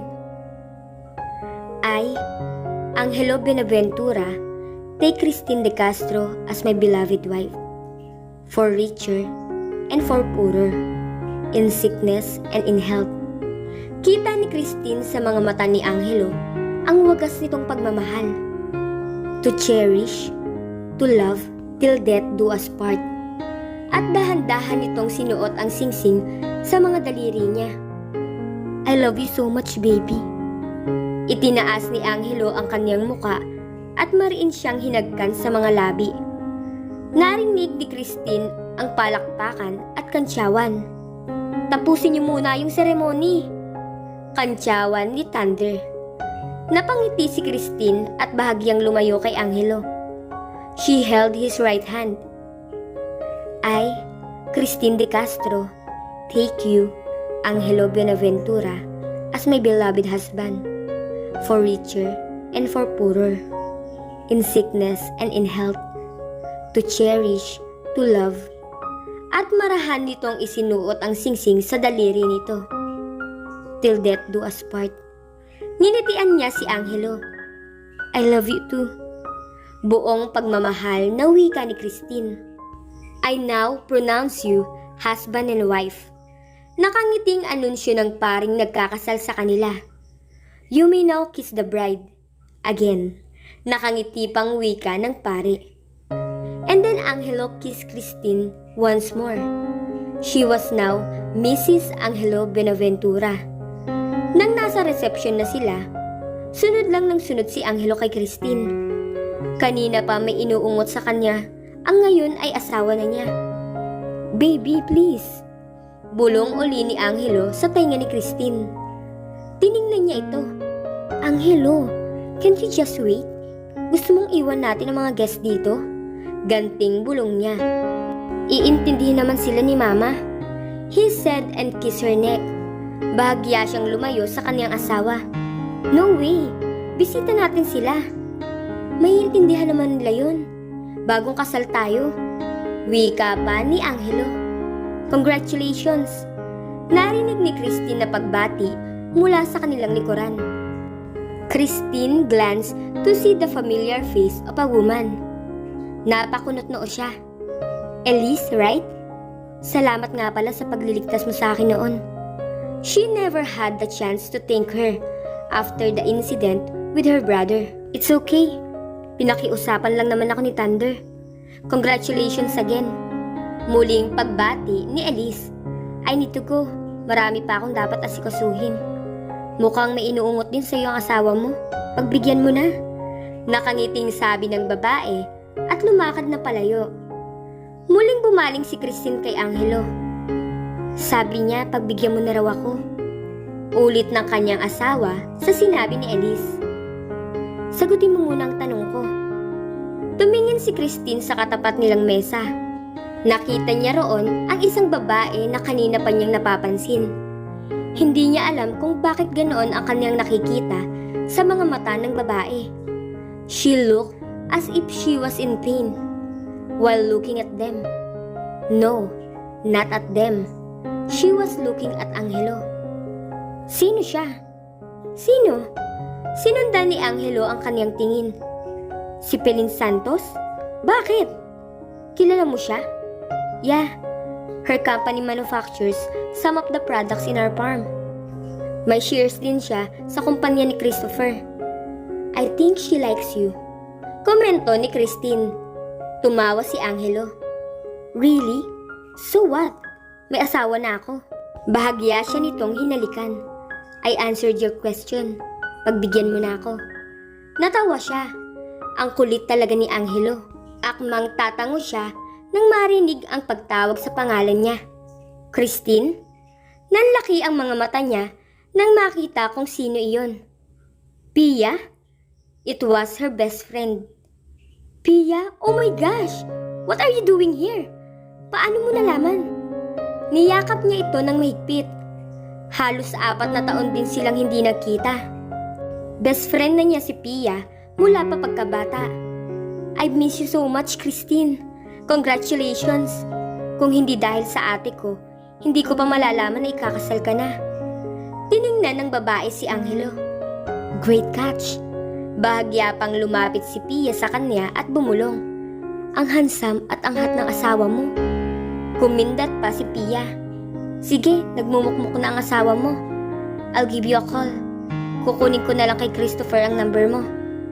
Muli niyang niyakap ang babae bago tuluyang nagpaalam. Lumingon si Christine kay Angelo at nakita niyang nagmumukmuk na nga ang kanyang asawa. Tiningnan siya ni Angelo. Napangiti siya sa reaksyon ng mukha ng asawa. I love you. Bulong niya dito. Pagkatapos ng reception at party ay nasa kwarto na ang mag-asawa. Hinapit siya ni Angelo sa baywang at muling sinakop ang mga labi nito ng mga labi niya. After the kiss, he looked straight into her eyes. When I first saw you in that sugarcane plantation, I thought you were some kind of a ghost from a movie. A very beautiful ghost. But I was wrong. Actually, you fell from the sky. An angel from God who came to me on that fateful day. I'm very happy that I chose to live and work in a hacienda. Dahil kung sa lungsod ang trabaho ko, walang tubuhan doon na maaari mong labasan. Mahal na mahal kita, Christine.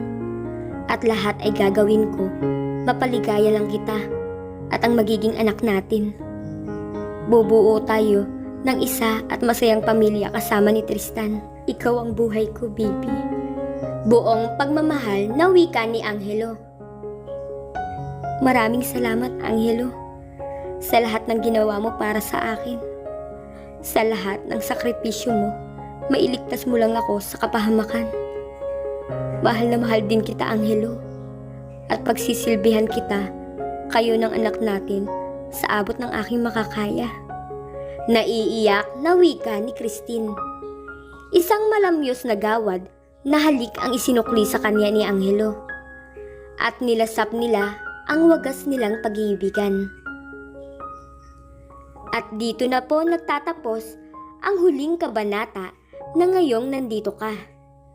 Sana ay muli niyo po akong samahan sa mga series story na aking gagawin. Maraming salamat po.